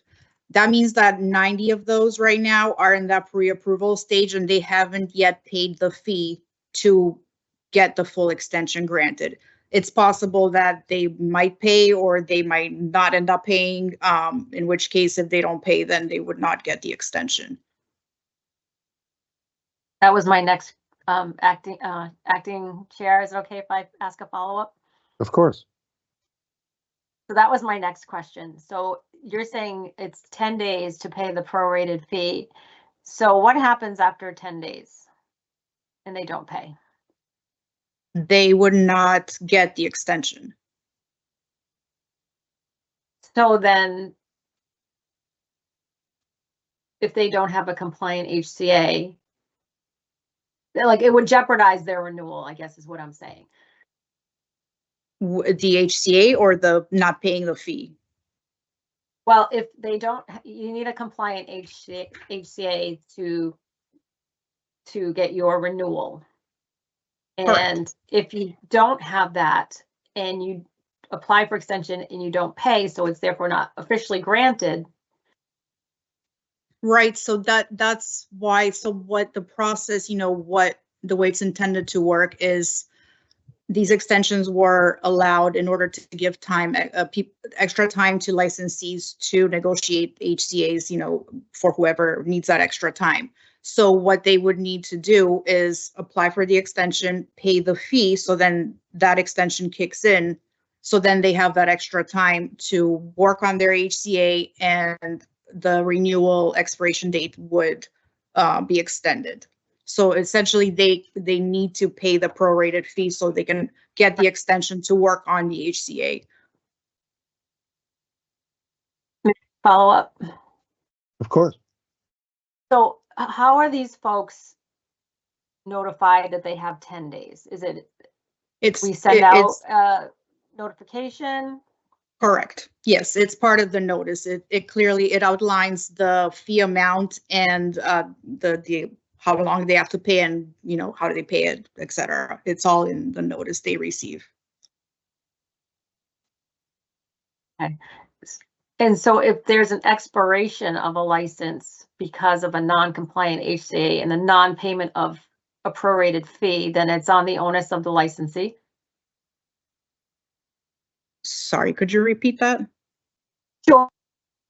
If there is an expiration of if a license expires due to a non-compliant HCA and a non-payment of a prorated fee for the extension, the onus is on the licensee. Correct. Thank you. You're welcome. Thank you. If there are no more further questions, this is it for me. Okay. Bye. All right. Thank you, Director. Appreciate it. All right, we'll move on to the next slide. Staff recommendations on licensure. I think this is where I get to invite Suko in. It is. Welcome, Suko. Thank you. You ready? All right. Of course. Okay, the first set of recommendations are change of ownerships. The first licensee we have here is Greener Leaf Incorporated. They are seeking a change of ownership and control over one adult use license. They're requesting to add one individual. Commission staff recommend commission approval of this change of ownership, subject to the conditions before you. Okay, thank you, Suko. Are there any comments or questions on this change of ownership application? Seeing none, I will entertain a motion to approve the change of ownership for Greener Leaf Inc. Do I have such a motion, Commissioner Camargo? So moved. Do I have a second, Commissioner Roy? Second. Okay, motion been made and seconded. Any further comments or questions? Seeing none, I'll roll call vote. Commissioner Camargo. Aye. Commissioner Roy. Aye. And Commissioner Stebbins votes aye, 3 in favor, none opposed. We'll move on to KG Collective. Go ahead, Suko. Sorry, I interrupted. Sorry. The licensee here is KG Collective LLC. They are seeking a change of ownership and control over one adult use license. They're requesting to add 2 individuals. Therefore, commission staff recommend commission approval on this change of ownership, subject to the conditions before you. Okay.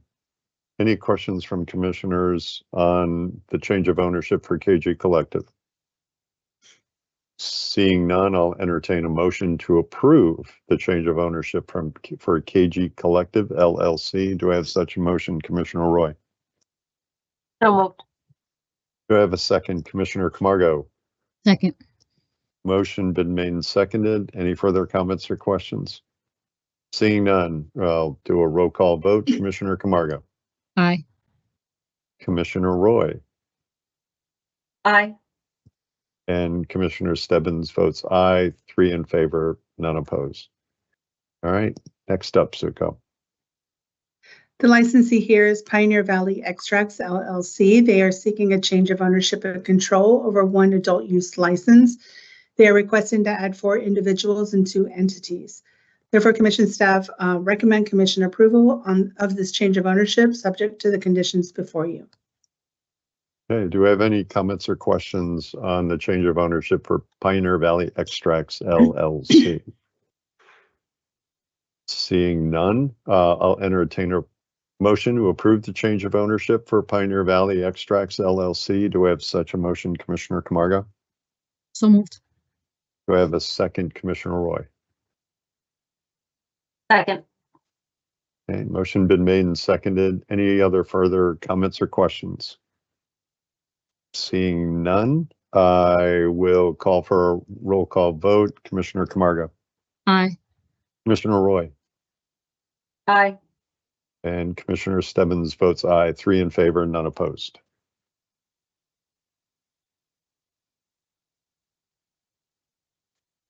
Okay. Next up. There are 56 adult use renewals and 2 MTC renewals, and these are normally voted on in a roster. Okay. We do have a couple of conditions for a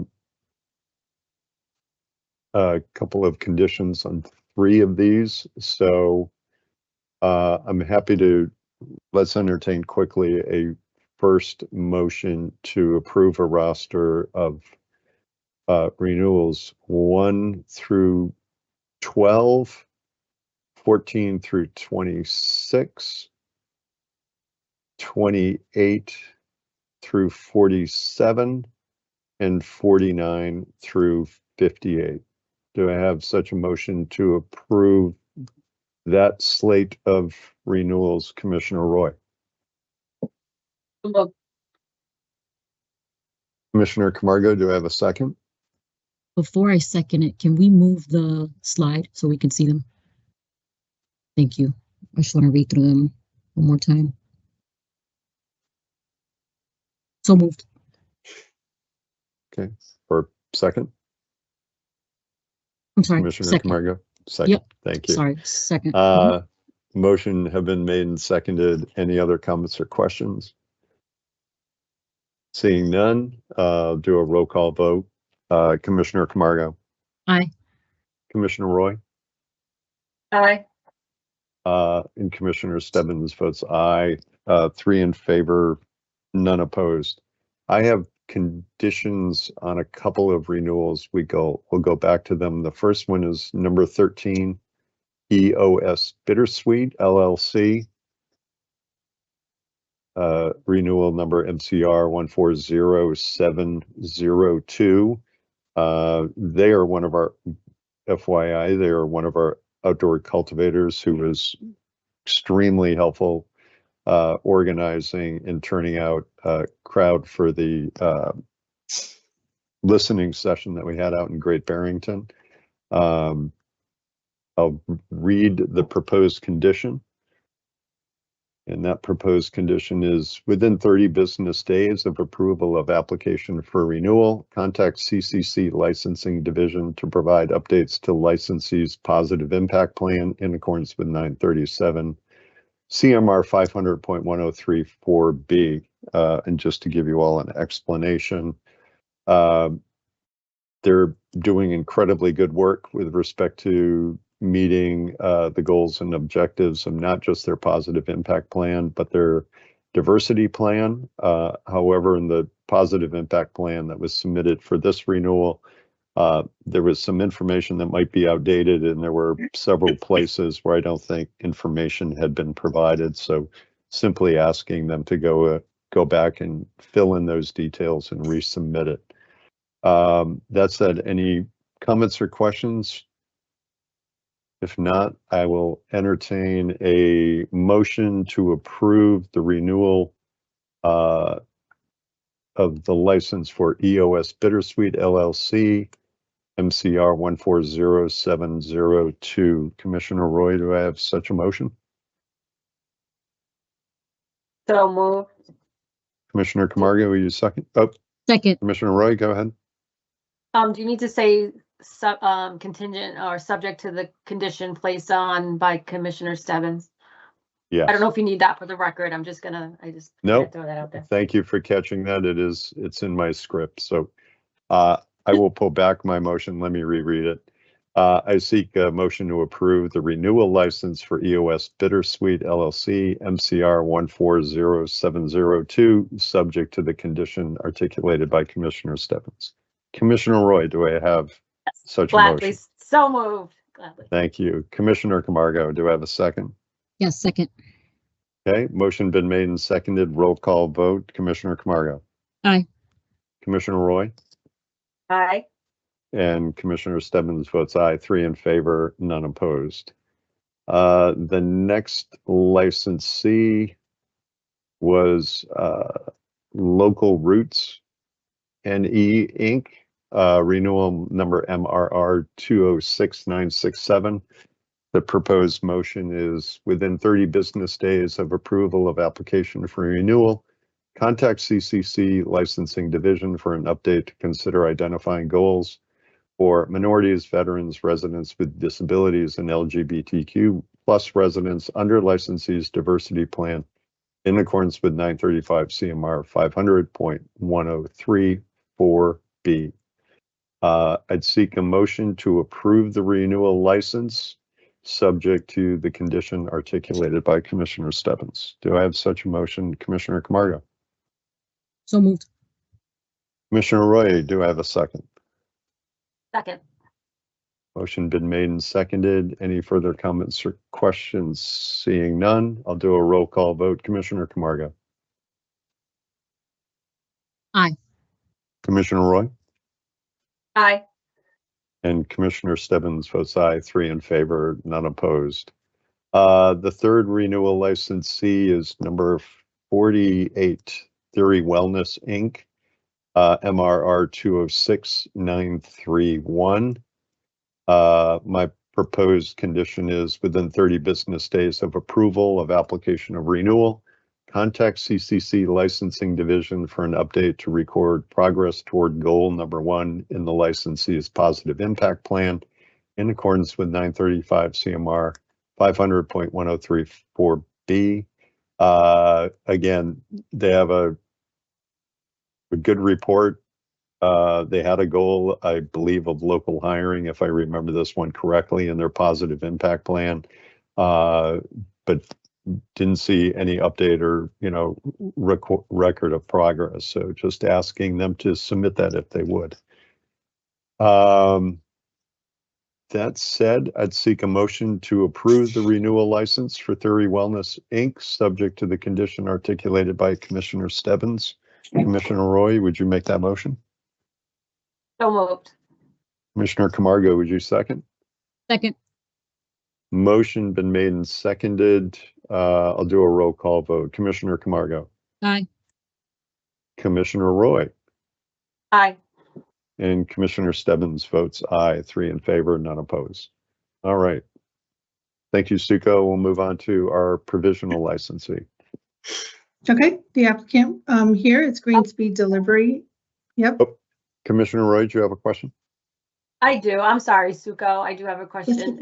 It might be for Director Giancola if he's with us. But you got my wheels spinning, acting chair, when, looking at these positive impact plans.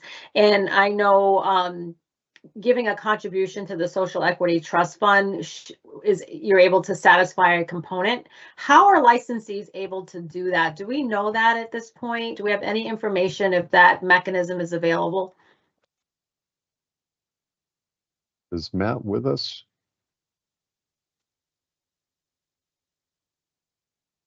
I don't see him with us. Commissioner Roy, what I might suggest, I know the folks from the Social Equity Fund are getting close to rolling out a new round of funding. It might make sense to invite the folks from that program to join us at a public meeting and talk about the rollout for the next application round, and they might be able to answer that question. I think that's a great idea. Thank you, Acting Chair. Thank you. And by the way, it's I have to compliment our licensing team. They as it's apparent, I check in with them on renewals every month. The system, the changes in Mass CIP to help our licensees kind of quickly fill in blocks of information about, hiring goals in a PIP, whether they're making contributions to local charities, whether they want to make that contribution, Commissioner Roy, as you pointed out, to our Social Equity Fund. We're trying to come up, I think licensing is trying to come up with a name for it, but right now we call it the big 3 questions. It really helps the user, and it helps us kind of quickly track and identify how folks are moving and progressing towards meeting the objectives in their positive impact plan. So thanks to the licensing team for setting that up. All right, now we'll move to Suko for the provisional license.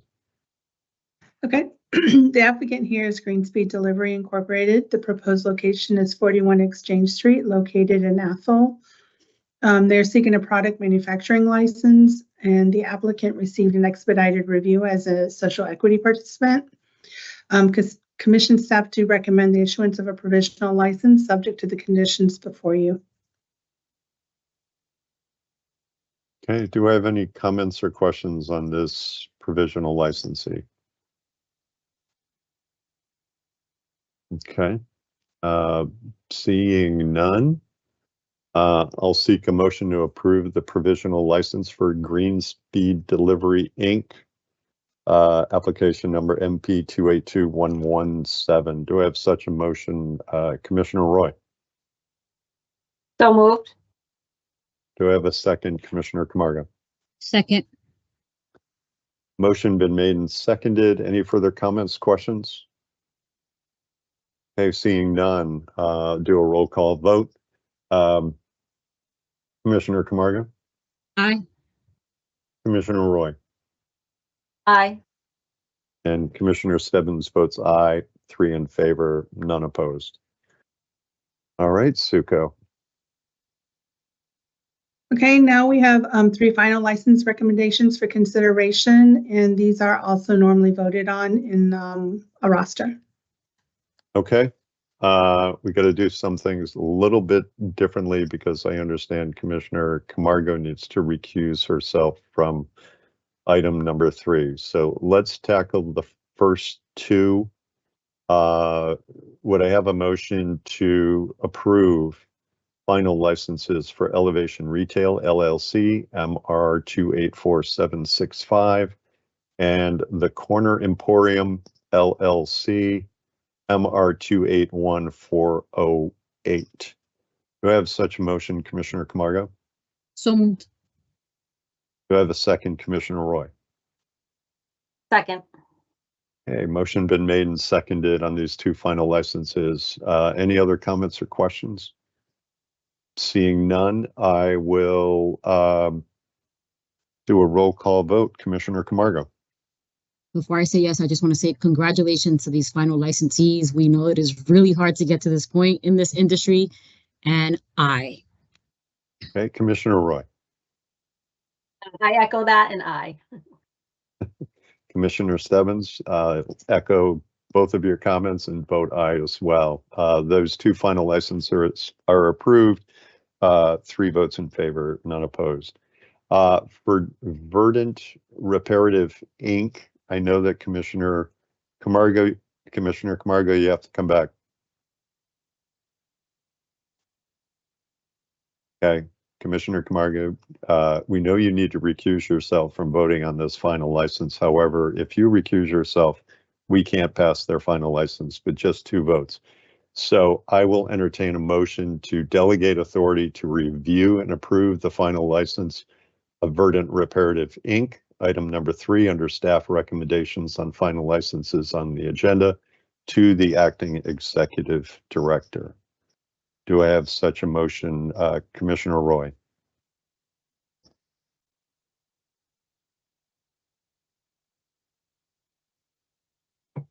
So moved. Sorry. Okay, thank you. Commissioner Camargo, do I have a second? Second. Motion been made and seconded. Any further comments or questions? Seeing none, I'll take a roll call vote. Commissioner Camargo, Aye. Commissioner Roy, Aye. and Commissioner Stebbins votes aye. 3 in favor, none opposed. All right, Suko. So the next recommendation we have is for marijuana handlers. They're seeking a 2-year certification to provide delivery core curriculum training in the responsible vendor training program. They plan on providing virtual training environments. Therefore, commission staff recommend commission approval, subject to the conditions before you. Okay, thank you. And Suko, if I'm correct, this is a new application. This is not a renewal. That's correct? No, it's not a renewal. Okay, it's a new application. Yes. You know, I'll just make a couple of comments, not about this applicant, but about the RVT program. We heard a lot about the RVT program over the last few months, certainly at our Great Barrington listening session. I've sat through 2 of the 4-hour RVT program sessions. And, you know, I would suggest to this, to my colleagues, as we begin to think about priorities to work on in the future, I think there's some work that we can do here to update the RVT program, make it more beneficial for the employees and agents who have to go through the training, and think of different ways that it can also be used more as a professional development tool for folks working in the industry. This isn't to discount anything that our approved trainers are doing. They are teaching to the curriculum that we have provided. You know, a couple of them that I have talked to are like, you know, we'd love to have some input as to what we think the next version of RVT could be. So I just put that out there as we're talking about this this license applicant, but I'll entertain a motion to approve a responsible vendor training license application for marijuana handlers, application number DCCN 462290. Do I have such a motion, Commissioner Camargo? So moved. Commissioner Roy, would you second that?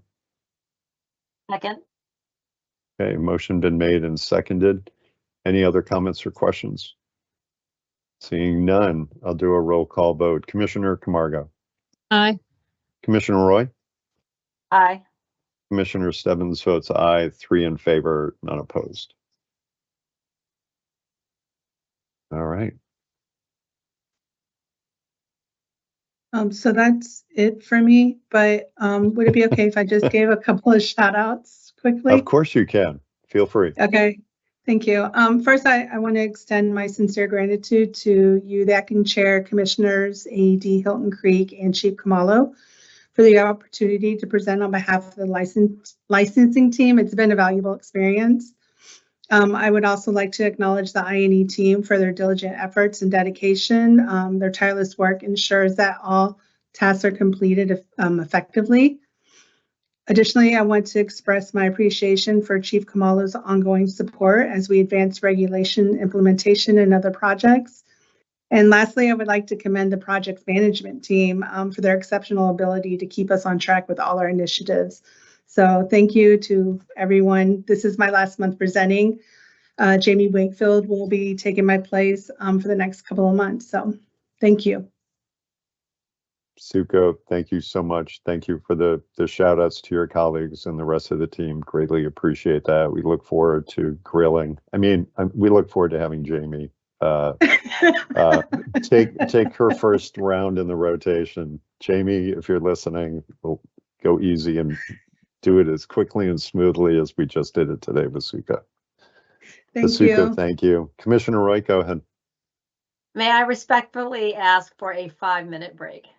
Of course, of course. Why don't we recess and reconvene at, we'll give it an extra minute, so we come back at 3:45. Does that work for everyone? Okay, we are in recess until 3:45. Thank you.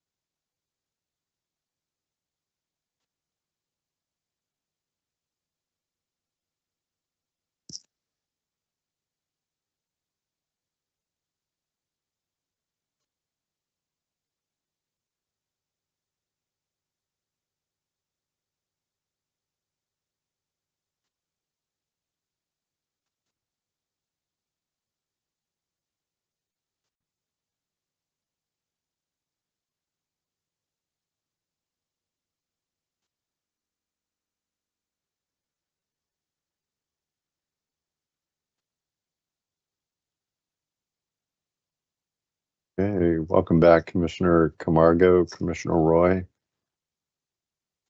Just make sure.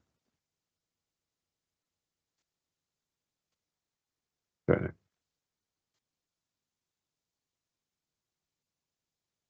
All right, let's reconvene. We are now moving on to the commission discussion and votes section. And the first item is executive director search subcommittee update from our acting ED and chief people officer, Debbie Hilton Creek. Debbie, have you rejoined us?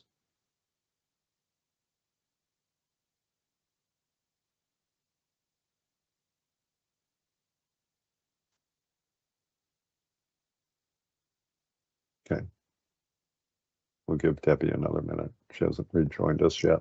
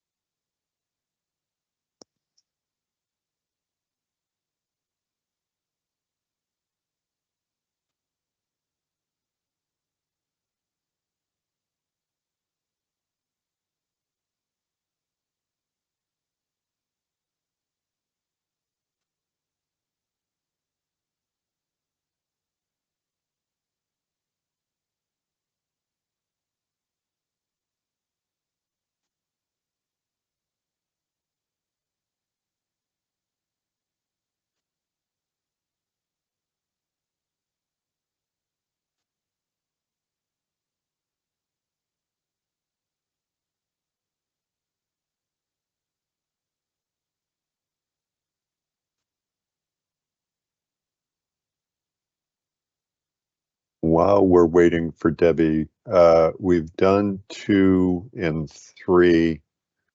Commissioner Camargo, if you're with us, do you want us to move to item number 4 and then we can come back? Okay. Yes, please. All right, we'll move on to item under commission discussion and votes, which is the provisional license fee timeline extension discussion. And Commissioner, I'll turn it over to you and members of our team who are helping in this presentation. Sounds good. I'll be quick. Chief Kamalo and folks from that team who will be presenting.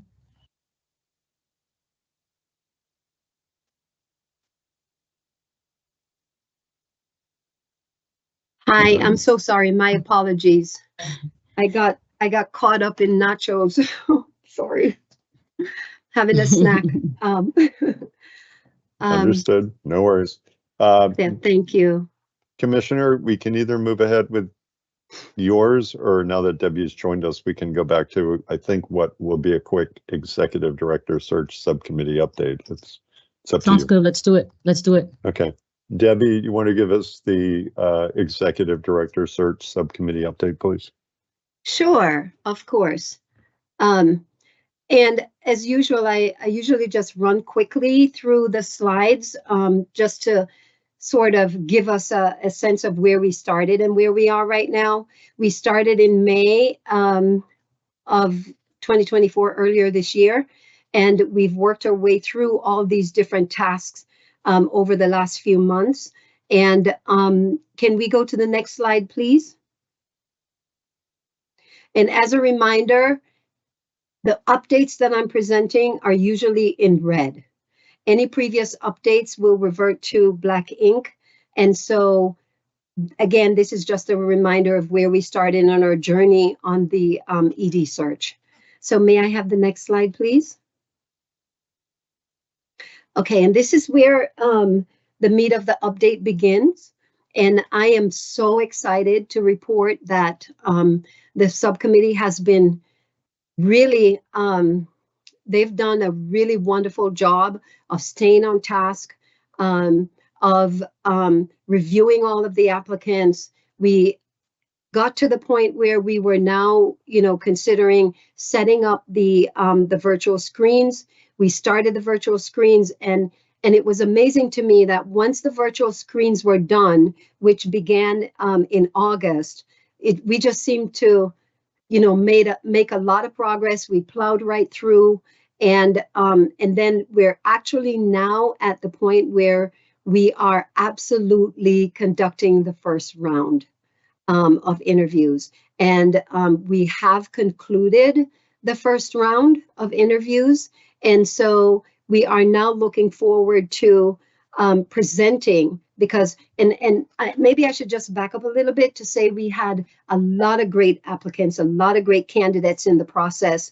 The work of, going through all of those CVs and resumes was really important for us. And it was awesome that we had so many people on the committee to be able to, get that work done and get it done quickly. And I know that when we started, we were looking at 3 to 6 months to conclude the process. I think we are now right on track. We're right on target. And with the first round over, we had 3 people, 3 candidates who emerged as the candidates that we would like to push forward into the interviews with in the public space with commissioners. So this is where we are right now. And can I get the next slide, please?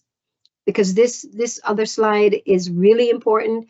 When you look at September 1 through September 15th, first round interviews were conducted.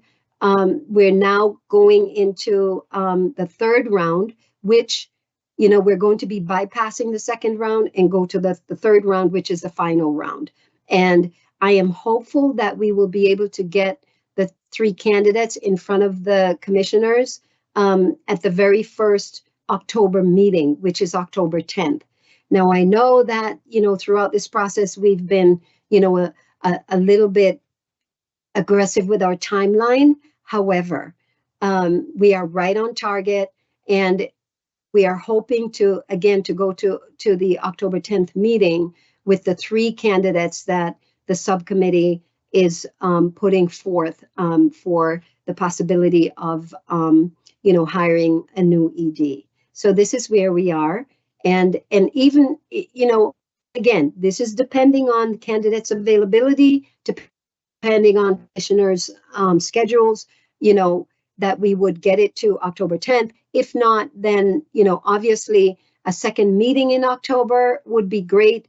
And as a matter of fact, I would be recommending that the public meeting that we host to interview the 3 candidates be a dedicated meeting, because that process is going to be timely. And we still have to work out some of the logistics around how that would take place. And it is going to be on site and in person. So excited beyond, oh my God, I can't tell you how excited I am that we're at the point where, yeah, we can, look towards the next chapter of in the agency's evolution and bringing on a new director.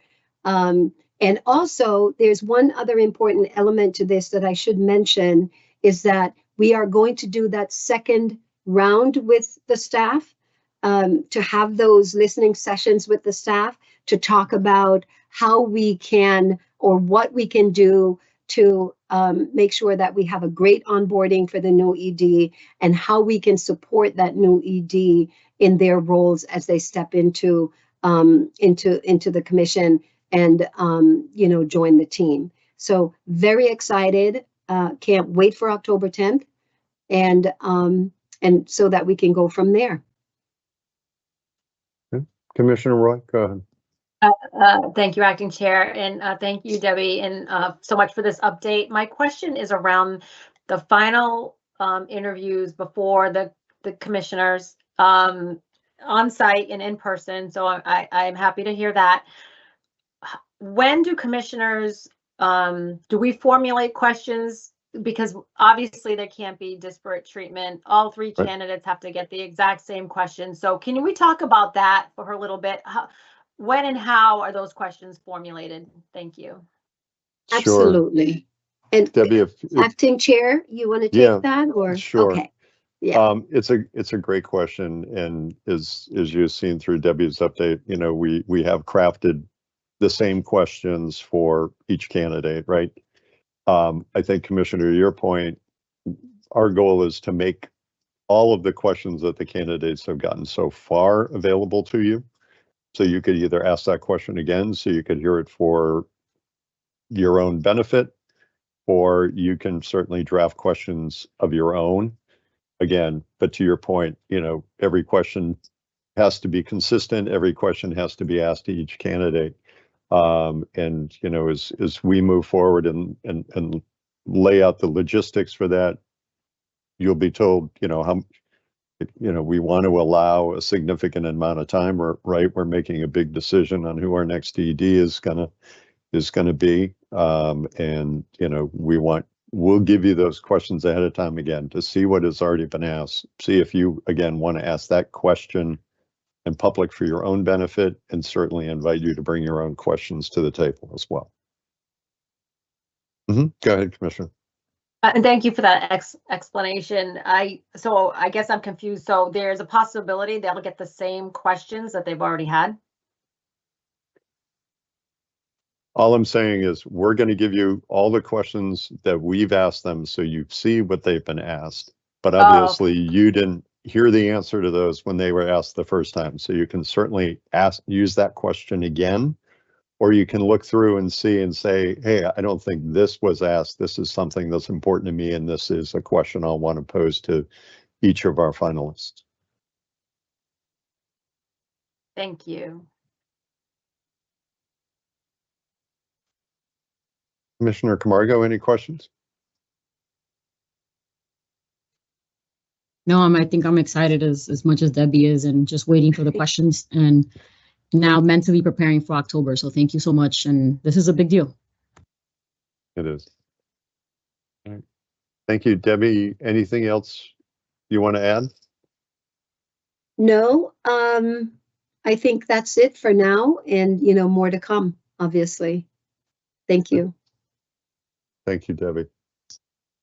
And I do want to extend a thanks to the folks that have been on the screening committee. It has been a real honor, and I've really enjoyed working with the entire team. It has been representative of units across the commission, and it's been great working through all of these interviews. Sometimes starting early in the morning, going late into the afternoon, as we've done both screenings of candidates and debriefing. And I know all of that work takes away time from their other responsibilities. So I appreciate all the kind of additional work that they incurred and additional responsibility that they've taken on. All right, we can jump down now over to your item, Commissioner Camargo, which is the provisional license fee timeline extension discussion. Thank you. And Chief Kamalo, I guess I can't see her, but she was on screen earlier. There you she go. is. Okay.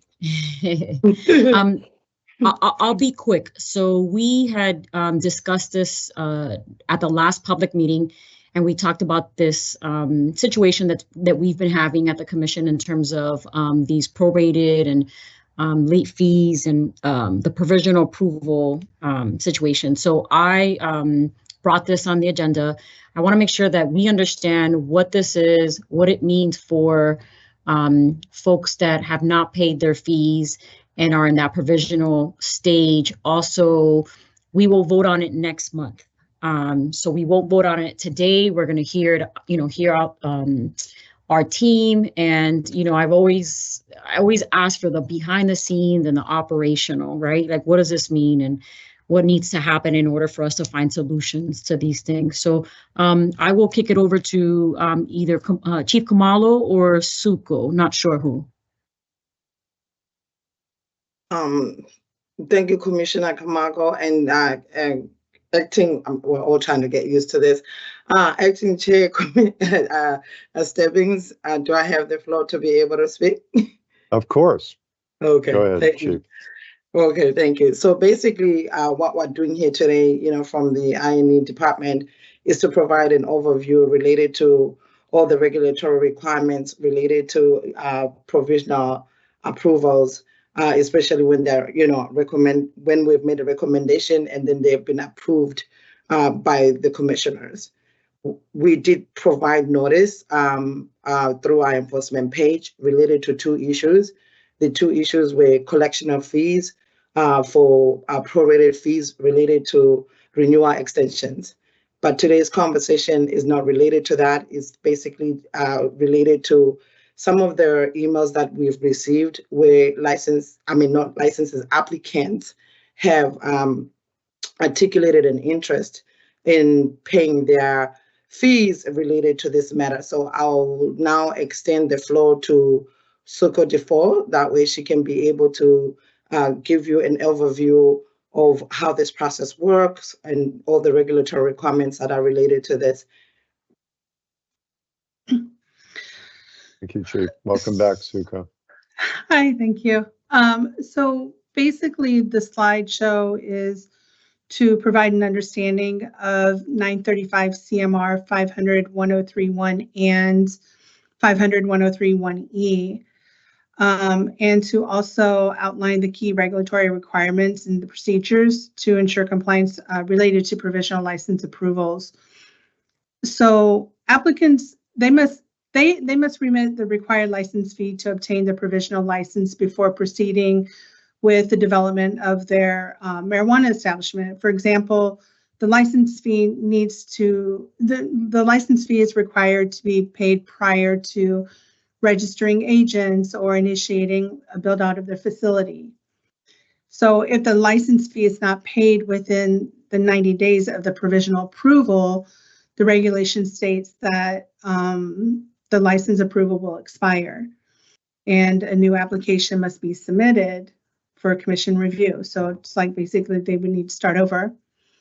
There was a bulletin that was issued on July 30th, 2024, providing notice that any applicants that received the provisional license approval and did not pay the applicable license fee within 90 days of the provisional approval would receive a notice of expiration of provisional approval.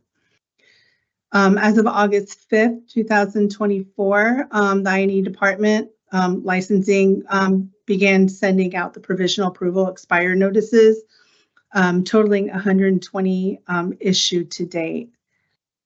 Next slide. So I'm sorry, there's a typo there. It should be of the 120 notices issued, 8 were economic empowerment applicants and 12 were social equity participants. Next slide. Of the 120 notices issued, the provisional approvals are broken down by year that they were approved. So in 2019, there was 1 that did not pay the provisional license fee. 2020, there were 15, 2021, 24. 2022, there were 46, 2023, 26, and 2024, 8. Next slide.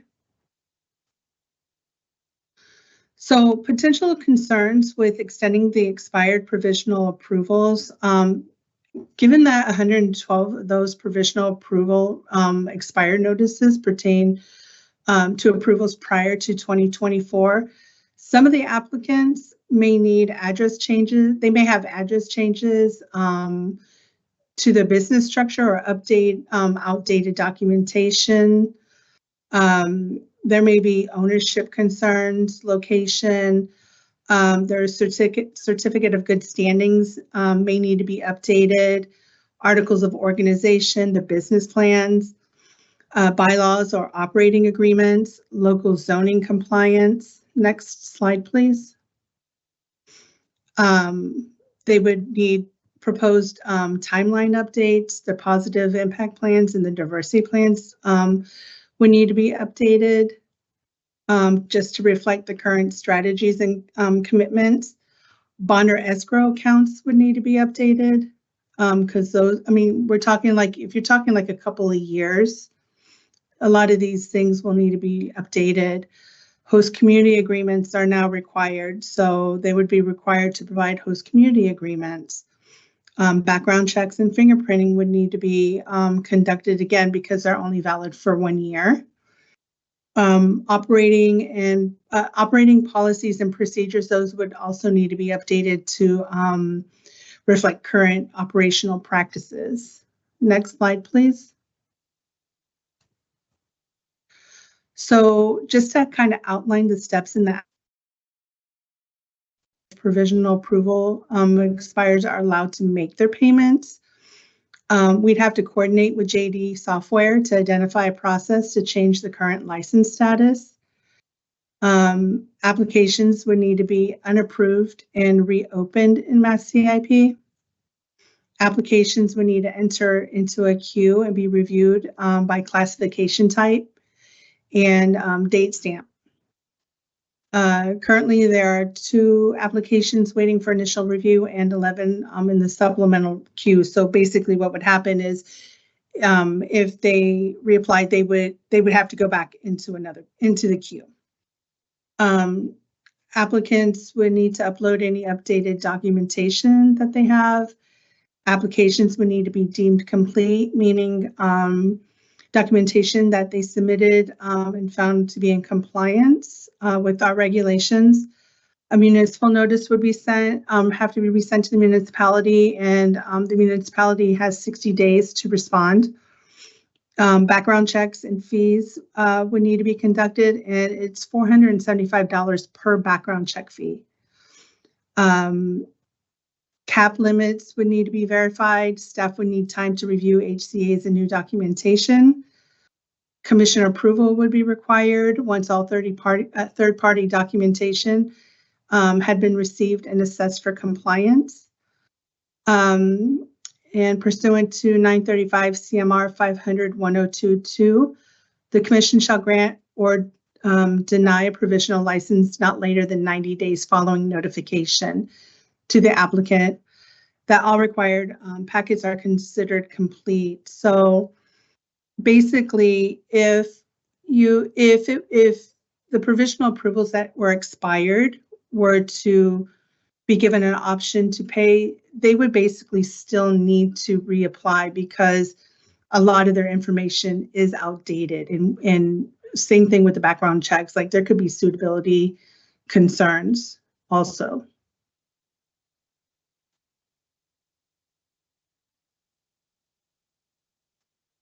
Thanks, Suko. Is that just asking, is that your last slide, Suko? Oh, yes, I'm sorry. No worries, no worries. Chief Kamalo, anything you want to add before I entertain questions from my colleagues? Yeah, thank you, Acting Chair Stebbins. Lastly, one of the things that we also wanted to identify through this presentation is that if the board does approve this, you also need to let us know if this would require, our recommendation again to present it, to the board if those applicants pay their fees and go through the process all over again. That's something that we also wanted to identify as part of this presentation.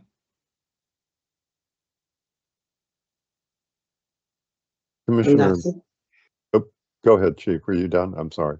Yes, I'm done. Thank you. Okay, thank you. Commissioner Camargo? Sure. First of all, thank you to Gnome's team.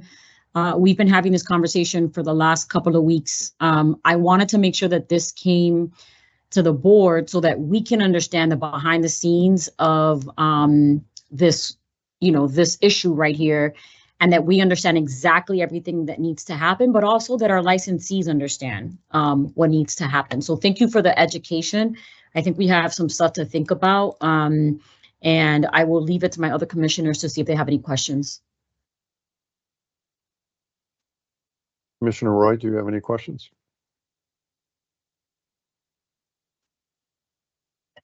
I think I have a lot of questions, but I'm going to try to generally summarize. Okay. And thank you, Commissioner Camargo, for sponsoring this on the agenda.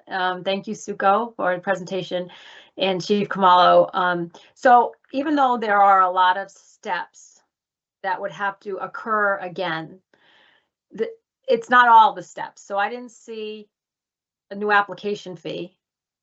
I didn't see that on there, or hosting another community meeting. Like so not everything would have to be done again. Certain things would. Is that accurate? I believe so. I mean, the things that we listed are like our major concerns. As far as, so I think that if the commission voted to allow them to make the payment to proceed forward, I don't believe another application fee would need to be paid, but we would need to have the application reopened. So there's some steps there and things that we would need to think through as well. Okay. And I guess, so, and I think you answered it, but so in order to happen, the commission would need to vote to allow it to happen, because the 90 days for many of these has long since expired. So it would need a vote by the commission in order to open this window for these folks, correct? Yes. If I may, Acting Chair Stebbins. Of course. Yes. Yes, all those things. This is among other things, because we had to think of certain items that would really impact, that could be, areas of concern or compliance concerns that we had.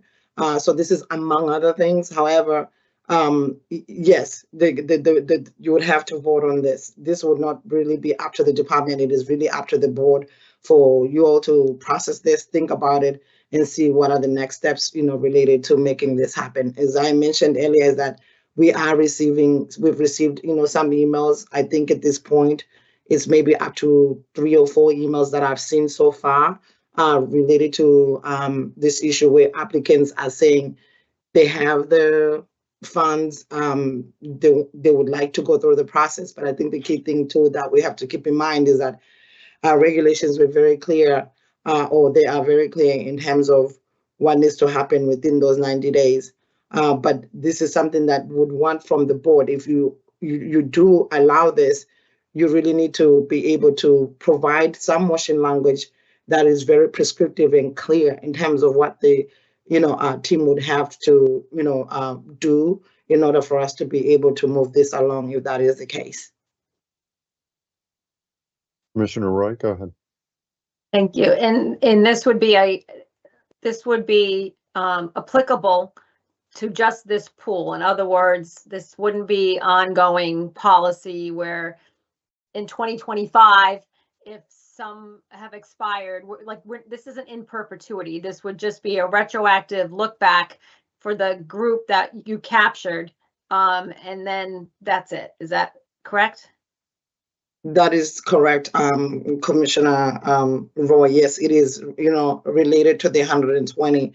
But the other thing that we also wanted to also let the board understand is that we need to be able to give these applicants, if there is a vote, in terms of identifying, because that's why we outlined some of the steps, so you could see the timeline that's involved, for them to be able to notify the commission if they are interested in pursuing this. That will also be part of the steps that would have to take once the vote has occurred, so that we can see how many people are interested, because it could be a possibility that, you know, maybe there's only 10, maybe there's only 15, but this is something that's available. There will be other additional steps that we would have to take once the vote has occurred. Would have to release a bulletin, would have to release some information through our enforcement page, would have to send an email blast to the, you know, to the specific email up, you know, to the specific applicants, letting them know that this is something that is being an opportunity that's being afforded to them.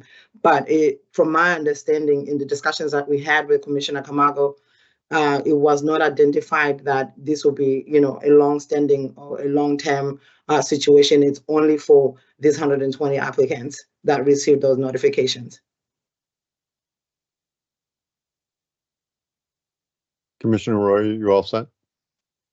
Yes, thank you so much. Thank you. Commissioner Camargo, you have your hand up. Yeah, thank you. And Chief Khumalo, thank you so much, because first of all, I want to just say in the beginning I said prorated fees. That was like a mistake. So I want to just clear that for the record. It's the provisional approved expired. And yes, this would be a one-time thing. So there's folks out in the industry. This may be a small universe, but I think it will be very helpful to folks in the industry. And I think that we all know how hard it is right now. The other piece of it, I wanted to make sure that we did the education portion of this, because there were rumors that our staff had stolen $2 million and that there was $2 million had disappeared from the commission. So I wanted to make sure that folks understood exactly what this is, what we're looking to do and what we hope to do in order to provide an extension for this universe, which may be small, but I think education is always helpful, and to understand the behind the scenes is also helpful for us. So thank you so much. I thank you, Commissioner Camargo, and thank you, Suko, and thank you, Chief, for bringing this matter back up. Could we just go back a few slides to the number of folks that fall into this category? If I could see that again, there we go. Oops. Oh. So 120 folks in these date all the way back to 2019. I'm assuming, and again, this will be based on our discussion this afternoon, that Chief Khumalo, you and the licensing team are going to try to reach back out to all of these 120 folks. Hopefully the email still works, or a phone number still. Can you give me a little idea of how you plan to reach out to them? Are you giving them a time frame in which they need to respond, that they're interested? Could you just share what your thoughts are on that step in the process? Thank you, Acting Chair Stebbings. The whole idea is we have to utilize the last known information that we have on file, which is their last known email address. So which is why we would have to send out an email blast, because some of which there's a possibility that some of these applicants are either, you know, they have some sort of ownership with other licenses. We do not know. Like, that's what we would have to check to see if we have the most up-to-date information. And also that's why we're also having this conversation here today, so that for those that are listening, and if they do know that there's an applicant out there that received notification from the commission in the last few months, to let them know that this is something that they need to look out, you know, look at their last emails that they had provided to the commission, because we want to be able to reach out to them and get a sense of the universe of number of applicants out there that are interested in pursuing this. And then also we're using our enforcement page to ensure that, you know, check our enforcement page as well for that information. It's, you know, basically reiterating what we're stating here today at the public meeting, that we're looking to see who's interested in pursuing, you know, their application further, and then to get back to us. Most likely, we'll probably ask that they get back to us within, you know, 10 days, because I believe from what Commissioner Camargo mentioned here today, there'll be further discussion at the next public meeting. So we want to be able to present that information to the commissioners so that they know how many people are interested. That's why we're asking them to, respond back to us within 10 days or so. Okay. Is there, obviously people may or may not get the email, right? We're hoping that the email is still good, to your point. We're going to try to publicize this request to have people reach back out to us, and hopefully, they see the go to the enforcement page and see any updates. And you're going to give them 10 days, and obviously that might start a process, as you said, of this person now involved with another licensee, kind of just getting all of their statuses and updates. I had a question, which was, you reissued the bulletin, I think it was in a couple months back in July. Obviously, bulletins are intended to remind people about compliance and what our regulations state. Can you remind us what prompted you to issue that bulletin again and to put it out there? Was it because of inquiries you were getting or questions that were coming up? Thank you, Acting Chair Stebbins. It was previously articulated in a different meeting wherein I mentioned that, or was mentioned that I had conducted some, due diligence review related to, the scope of the work that the licensing team was performing. I mean, also to part of the transition, what I have been doing is paying attention to how the department is functioning. That has been the core of my, really my transition into the position. So with that said, there were certain elements of that where, I learned that there were certain fees that were not collected, prorated fees, where licensees had asked for an extension pursuant to the August 2022 motion language.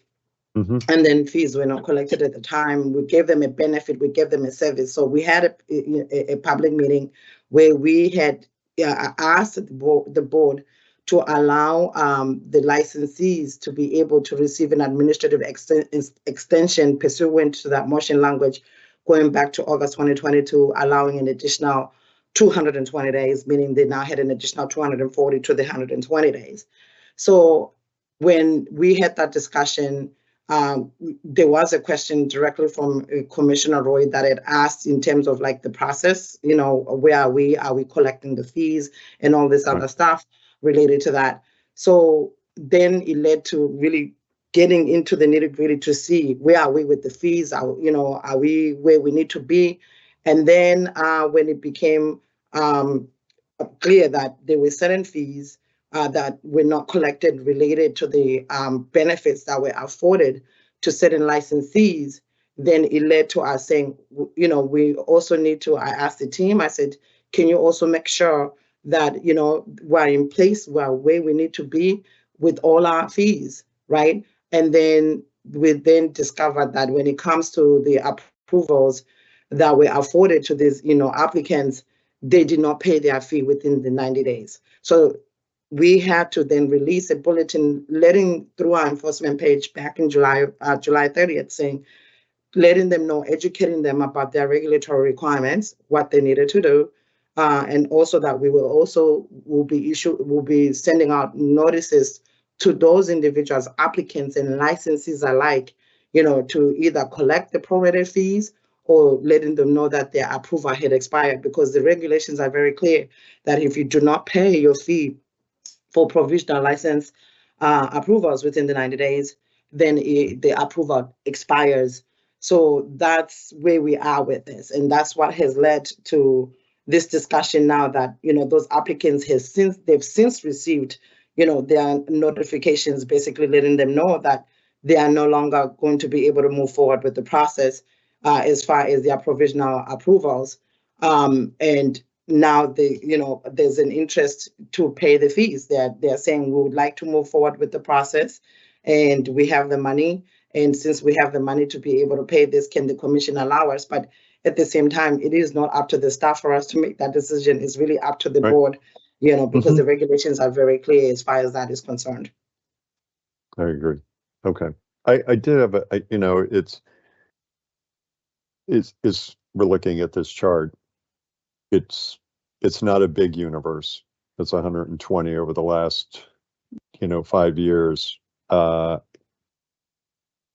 would be curious I think all, my colleagues and I, we always hear, the cost of getting licensed, right? The cost of getting to opening your doors. We all know that once you get your provisional approval, that's when the capital needs kind of kick in, right? Now you're moving ahead with trying to build out your space, take final steps towards, final inspection and eventually getting your commence ops. I would love to entertain or offer that in this outreach via email, if somebody wants to share with us for whatever reason they decided after they got their provisional license, that was it. I'd be curious as to, what some of those replies might be, just as the regulator just kind of seeing, what issues and challenges folks are having as they move through the process. So I just throw that out. That's completely for your consideration. But I see your enforcement counsel has joined us. I don't know if you want to add anything, but you turned your camera on, and that means I can volunteer on you to go ahead and offer something if you'd like. Thank you, Acting Chair. I don't have anything to add at this time. I think the Chief and Sugo covered it very, very well. Okay. Chief, do you have something? Yeah, yes, I want to respond to your question. Some of the things that they've expressed through email so far is that they were looking for investors, or it was a situation where they decided to build out, and that those are some of the things that they've articulated in the emails that we've seen so far. But I think that the key thing is that at the end of the day, if they were issued these approvals, there is an understanding that a fee is associated with that approval, and they really want to move forward with the process of obtaining a license from the commission. I think it would be helpful for the applicants to understand that, one, it is pertinent for them to pay the fee. And if, for example, it's a situation where they are seeking an investor and they cannot find the funding is an obstacle, to communicate with the commission. But what we noticed in some of these instances, as you can see, it goes back all the way to 2019. We did not hear, from what the team is expressing to me, is that they've not had from some of these individuals. But once we started issuing the notices, then we received some emails where they were expressing that, they were interested in pursuing the license. I think it would be helpful because at the end of the day, this requires that we really work together, we collaborate. There is collaboration between the industry and the commission, that they get into the habit of really reaching out to the commission and expressing, whatever obstacles that they're facing. And also, there's an opportunity when the commissioners are having these roundtables to be able to express some of these things. So this is an opportunity, I think, for us to, through this public meeting, so to let the applicants know that they can always reach out, instead of having to spend the money towards something else. And then, now here we are and we're now having to start the whole process all over again. So I think it would be helpful if in the future, if it's a situation where, things are coming up, for them to to reach out, and then these things can be presented to the commissioners, and the commissioners can be the ones to decide and vote as policymakers in terms of next steps. Okay. Commissioner Camargo, I see I have one more question for Chief Kamalo. Go ahead. Just so everybody listening in, our 102 attendees, and I know some of that is our team, but just again, for the public's benefit, we approved a provisional license applicant today. Give that insight into what the next steps is through Suko's team, now knowing that, I believe it was Green High Speed Delivery, got their provisional license today. remind us what happens after our vote today for that provisional licensing.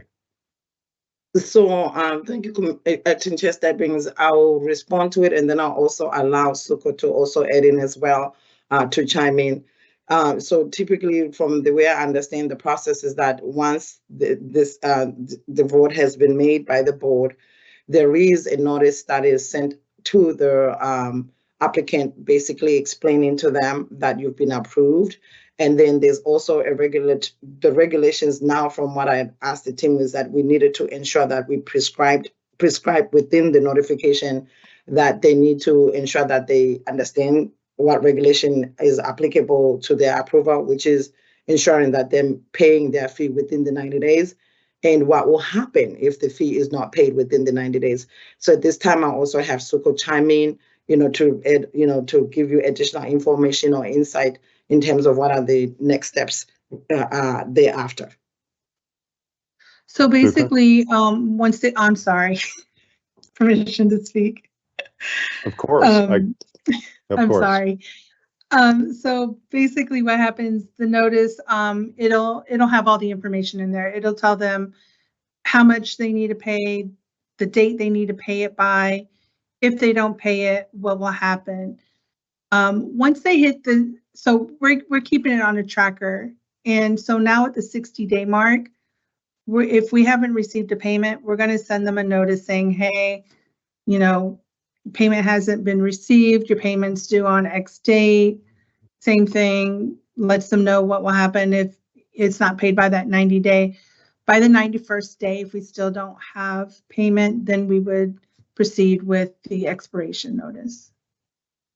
Okay, thank you, Suko. Thank you, Chief and Suko, for answering my questions. Commissioner Camargo?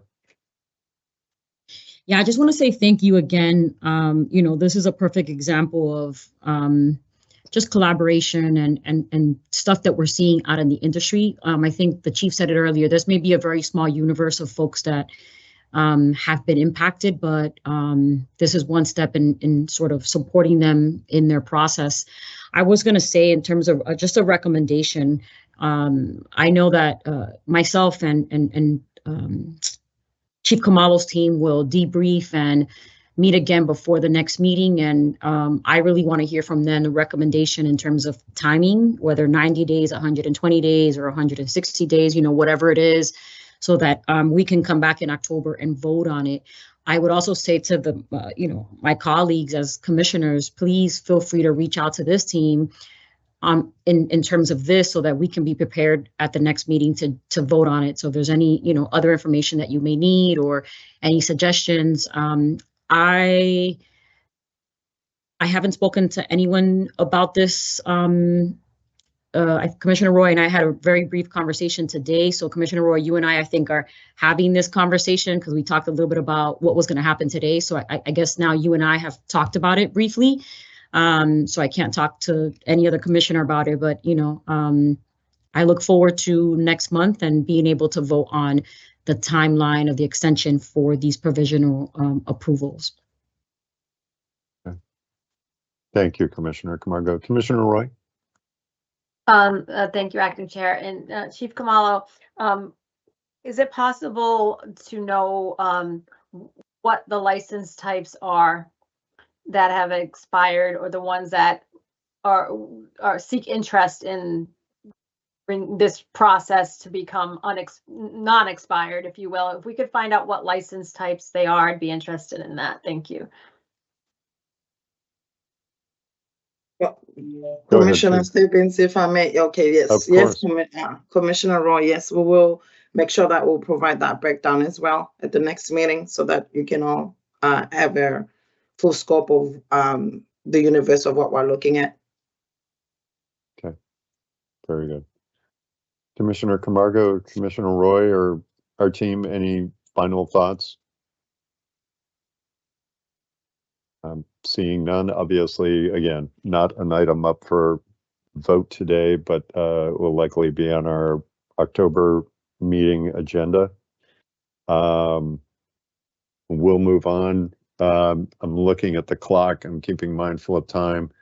Commissioner Roy, the next agenda item was yours. I kind of feel this would be a lengthy discussion. Would you have any objections if we move this to our October meeting, the advocacy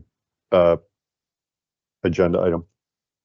Thank you, Acting Chair. No, I would not have any objections to that, and I might even take it a step further,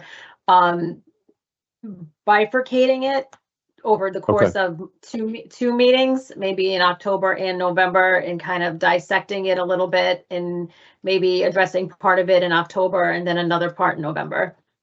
Okay, thank you for that. I don't know, do we need to make a motion to table it? I don't believe we do. I'll ask Mike Baker, our acting deputy general counsel, if we need to, or whether we can just move on. I think you can move on. There's consensus. Okay. Thank you. The next item is also, again, yours, Commissioner Roy. Discussion to schedule a independent testing labs public listening session. Thank you, Commissioner Acting Roy. Chair. Yes, thank you so much, Acting Chair. I think all of us, my colleagues, fellow commissioners, we have felt that our previous listening sessions out in the community have been extraordinarily beneficial, not only to us as policymakers, but to the folks who participated in them.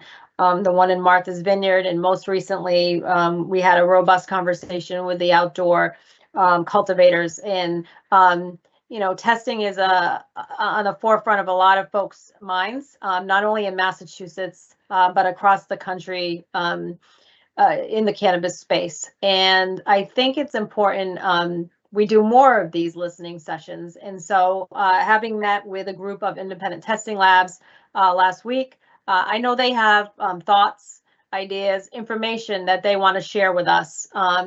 So I am proposing that we direct staff, if I can make motion language, to direct staff to schedule a public listening session with the Massachusetts Independent Testing Labs in the month of October. And before we move to vote on the motion language, I would be curious on my colleagues' thoughts around hosting such a forum. Commissioner Camargo? Absolutely. I don't know about October, Commissioner Roy. I think I would leave that up to the staff in terms of capacity, maybe November, beginning of November. But if it's October, you know, it's fine as well. I think I heard Debbie talking about another meeting in October, so we may already have two meetings, but either way, I am for it. I think it's a great idea and we should do it. Thank you, Commissioner. Yeah, I just jump in and agree. You know, Commissioner Roy, I think when we were addressing the island transportation issue, you were one that suggested and led the idea of having the public hearing out on, or the listening session / public hearing out on Martha's Vineyard. I know as different segments of the industry have been reaching out to us. You know, obviously any group can approach us to, you know, no more than two commissioners, right? That starts to get a little clunky with everyone's schedule. I you know, thank Commissioner Concepcion, and she was in the acting chair's role of, you know, initiating the idea of the public hearing out in Great Barrington. It was really successful. Obviously, not only did we have the chance to hear from the outdoor cultivators, but we heard from a number of other folks in industry, primarily from the Berkshires, because for some of them, it's the first, you know, face-to-face chance they've had to interact with us. I would echo Commissioner Camargo's concern about October, and we're going to learn today that we have information coming out on public hearings around our regs for microbusiness telehealth and the delivery operator and delivery courier changes. I would love to do this. I would encourage you to, if you want to make the motion, to suggest November, because I think a couple of things. First of all, right, having a public listening session for the independent testing labs, their work cuts across the entire industry. So I could certainly see that it wouldn't just be the handful of independent testing labs that we have, but folks who are, the independent testing lab work is integral to their success, or our cultivators and our product manufacturers. They may also want to weigh in. So I would like to suggest directing staff to look at a date in November, just one, so we can find a big enough space that we'll be able to accommodate everybody. Great Barrington Public Library was great, but we quickly saw how quickly it filled up. And there were more folks there than just the outdoor cultivators. So that's my reaction. Yes, I want to do this. I think at one point we'd had conversations about doing this on a quarterly basis. But in the back of my mind, I'm worried about size, scope, and some of the other things I know we have on that are starting to fall into our October calendar. But Commissioner Roy, and then I'll go back to Commissioner Camargo. I think she had her hand up, but go ahead, Commissioner Roy. Yeah, and I want to thank both of my colleagues for their willingness to schedule this. And I hear you. I would respectfully request the first week in November, because then we have our public meeting the second week, and before you know it, we're rolling into the Thanksgiving holiday. So if we can make a motion to direct staff, and I may also add that I think the previous cohort of commissioners for large public venues used UMass Medical School. They might have a facility or an auditorium big enough to handle a larger crowd. So maybe that's something the staff can look into. But I would respectfully request no later than the first week in November, because we're going to roll into our meeting and then we're going to roll into the holiday. Okay, Commissioner Camargo. Yeah, Commissioner Roy, I'm also thinking the director of testing. I'm wondering if they would be onboarded. I don't know when though. I don't know where we're at in that exactly. But I just thought about that, because it would be great to have our director of testing there as well. But that was it. Of course. Mm-hmm. I'd actually like to hear from Chief Kamalo on that, because I did have a conversation with her, and it's like the chicken or the egg type of thing. Like, do we want to hear the feedback? So I don't know where that is in the process. So if Chief Kamalo is still with us, if based on Commissioner Camargo's comment and our prior conversation, if you want to opine on that. Commissioner Stevens, may I? Of course. Yes, and also I'll invite our AED, Hilton Creek, to join in as well, because this also involves a recruitment, right? So where are we with this process?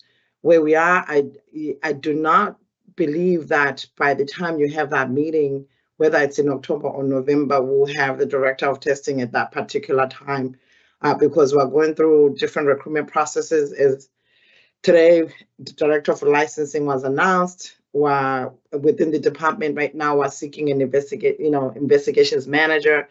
We have several applicants that were interviewing at this particular time.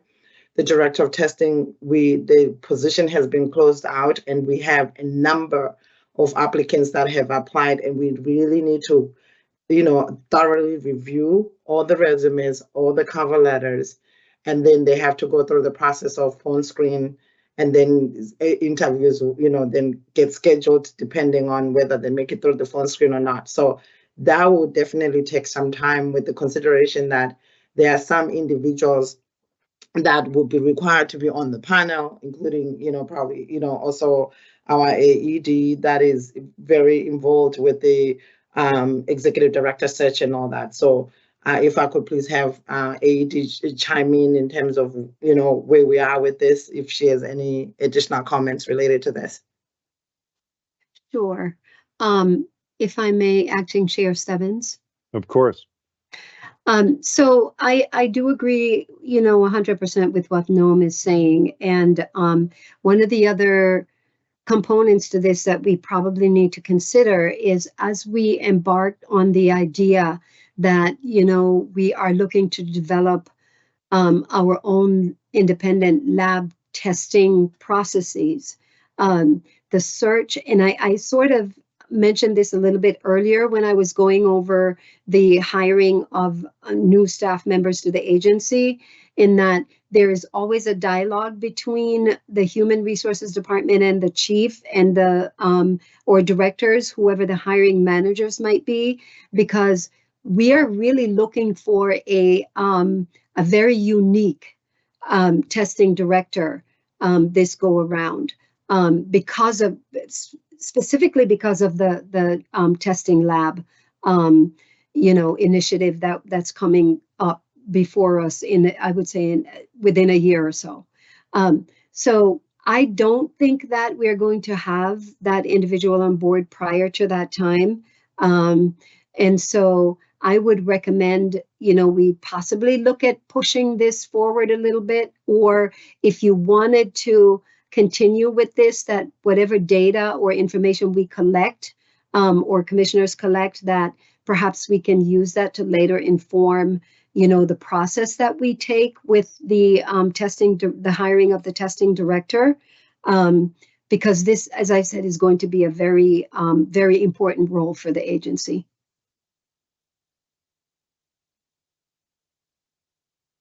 I agree. Thank you, Acting ED. Commissioner Roy? Should I recommend motion language? Before you do, and I appreciate the update on the director of testing process and what we're looking for. I think it's important to note, we did have the Great Barrington hearing. There were a lot of issues related to testing that were brought up by the outdoor cultivators that a new director of testing working with our team will have to work with us to, dissect a lot that was raised at that public hearing. So I'm not as concerned about hosting the public hearing without having the director of testing on board, but again, signal to the industry that, yes, we're going to hear from you, but they should also be aware where we are in the process in terms of bringing a new leader to head that unit on board. So that said, Commissioner Roy, if you have a motion that you'd like to offer. Thank you, Acting Chair. I make a motion to direct staff to schedule a public listening session with Massachusetts Independent Testing Labs to be scheduled no later than the first week in November. Just to be detailed about it, do you want to say November 2024? Just so there's yes, no November. question. Thank you. November 2024. Thank you. Yes. Thank you very much, Commissioner, for the motion. Commissioner Camargo, do you want to second that? Second. Okay, motion been made and seconded. Any further conversation or comments, questions? Seeing none, I will do a roll call vote. Commissioner Camargo. Aye. Commissioner Roy. Aye. And Commissioner Stebbins, I vote aye as well. 3 in favor, none opposed. Our next item, new business. The chair did not anticipate the time of posting. I don't believe there is any. Our next meeting date, I don't know if we have a next meeting date slide ready. Commissioner Stebbins, probably, also, we may have that other meeting. Oh, there you go. Yeah, these are our upcoming public meetings. There is a chance, and I haven't had a chance yet to converse with staff about, we are all doing in-person open meeting law training on, I believe it's the 20th of September. And I would like to suggest and, work with my colleagues to see, or I'm sorry, the 27th, 2 weeks from tomorrow, see if we could hold a public working meeting to continue our review of the draft governance charter and see if we can bring that work to completion. So if there is nothing else, I would just like to say, before we close up this meeting, thank my colleagues and our great team for all their work. I know there's a lot on our plate and more ahead in the next few months, but I know we all remain committed to our mission and the necessary teamwork and collaboration to get the work done. Also to remind folks, look for our announcement that is going out today with respect to next steps and our promulgation of delivery, telehealth, and microbusiness regulatory changes. So look for that on the Commission's website. If there's no other business, no other comments, I'll entertain a motion to adjourn. Commissioner Camargo. So moved. Commissioner Roy, would you second that? Second. All right, motion made and seconded. No other comments or questions. Commissioner Camargo. Aye. Commissioner Roy. Aye. And Commissioner Stebbins votes aye, 3 in favor, none opposed. We are adjourned. Thanks everybody for your great work today. We are adjourned. Thanks. Thank you, everyone. Thank you. Thanks, team.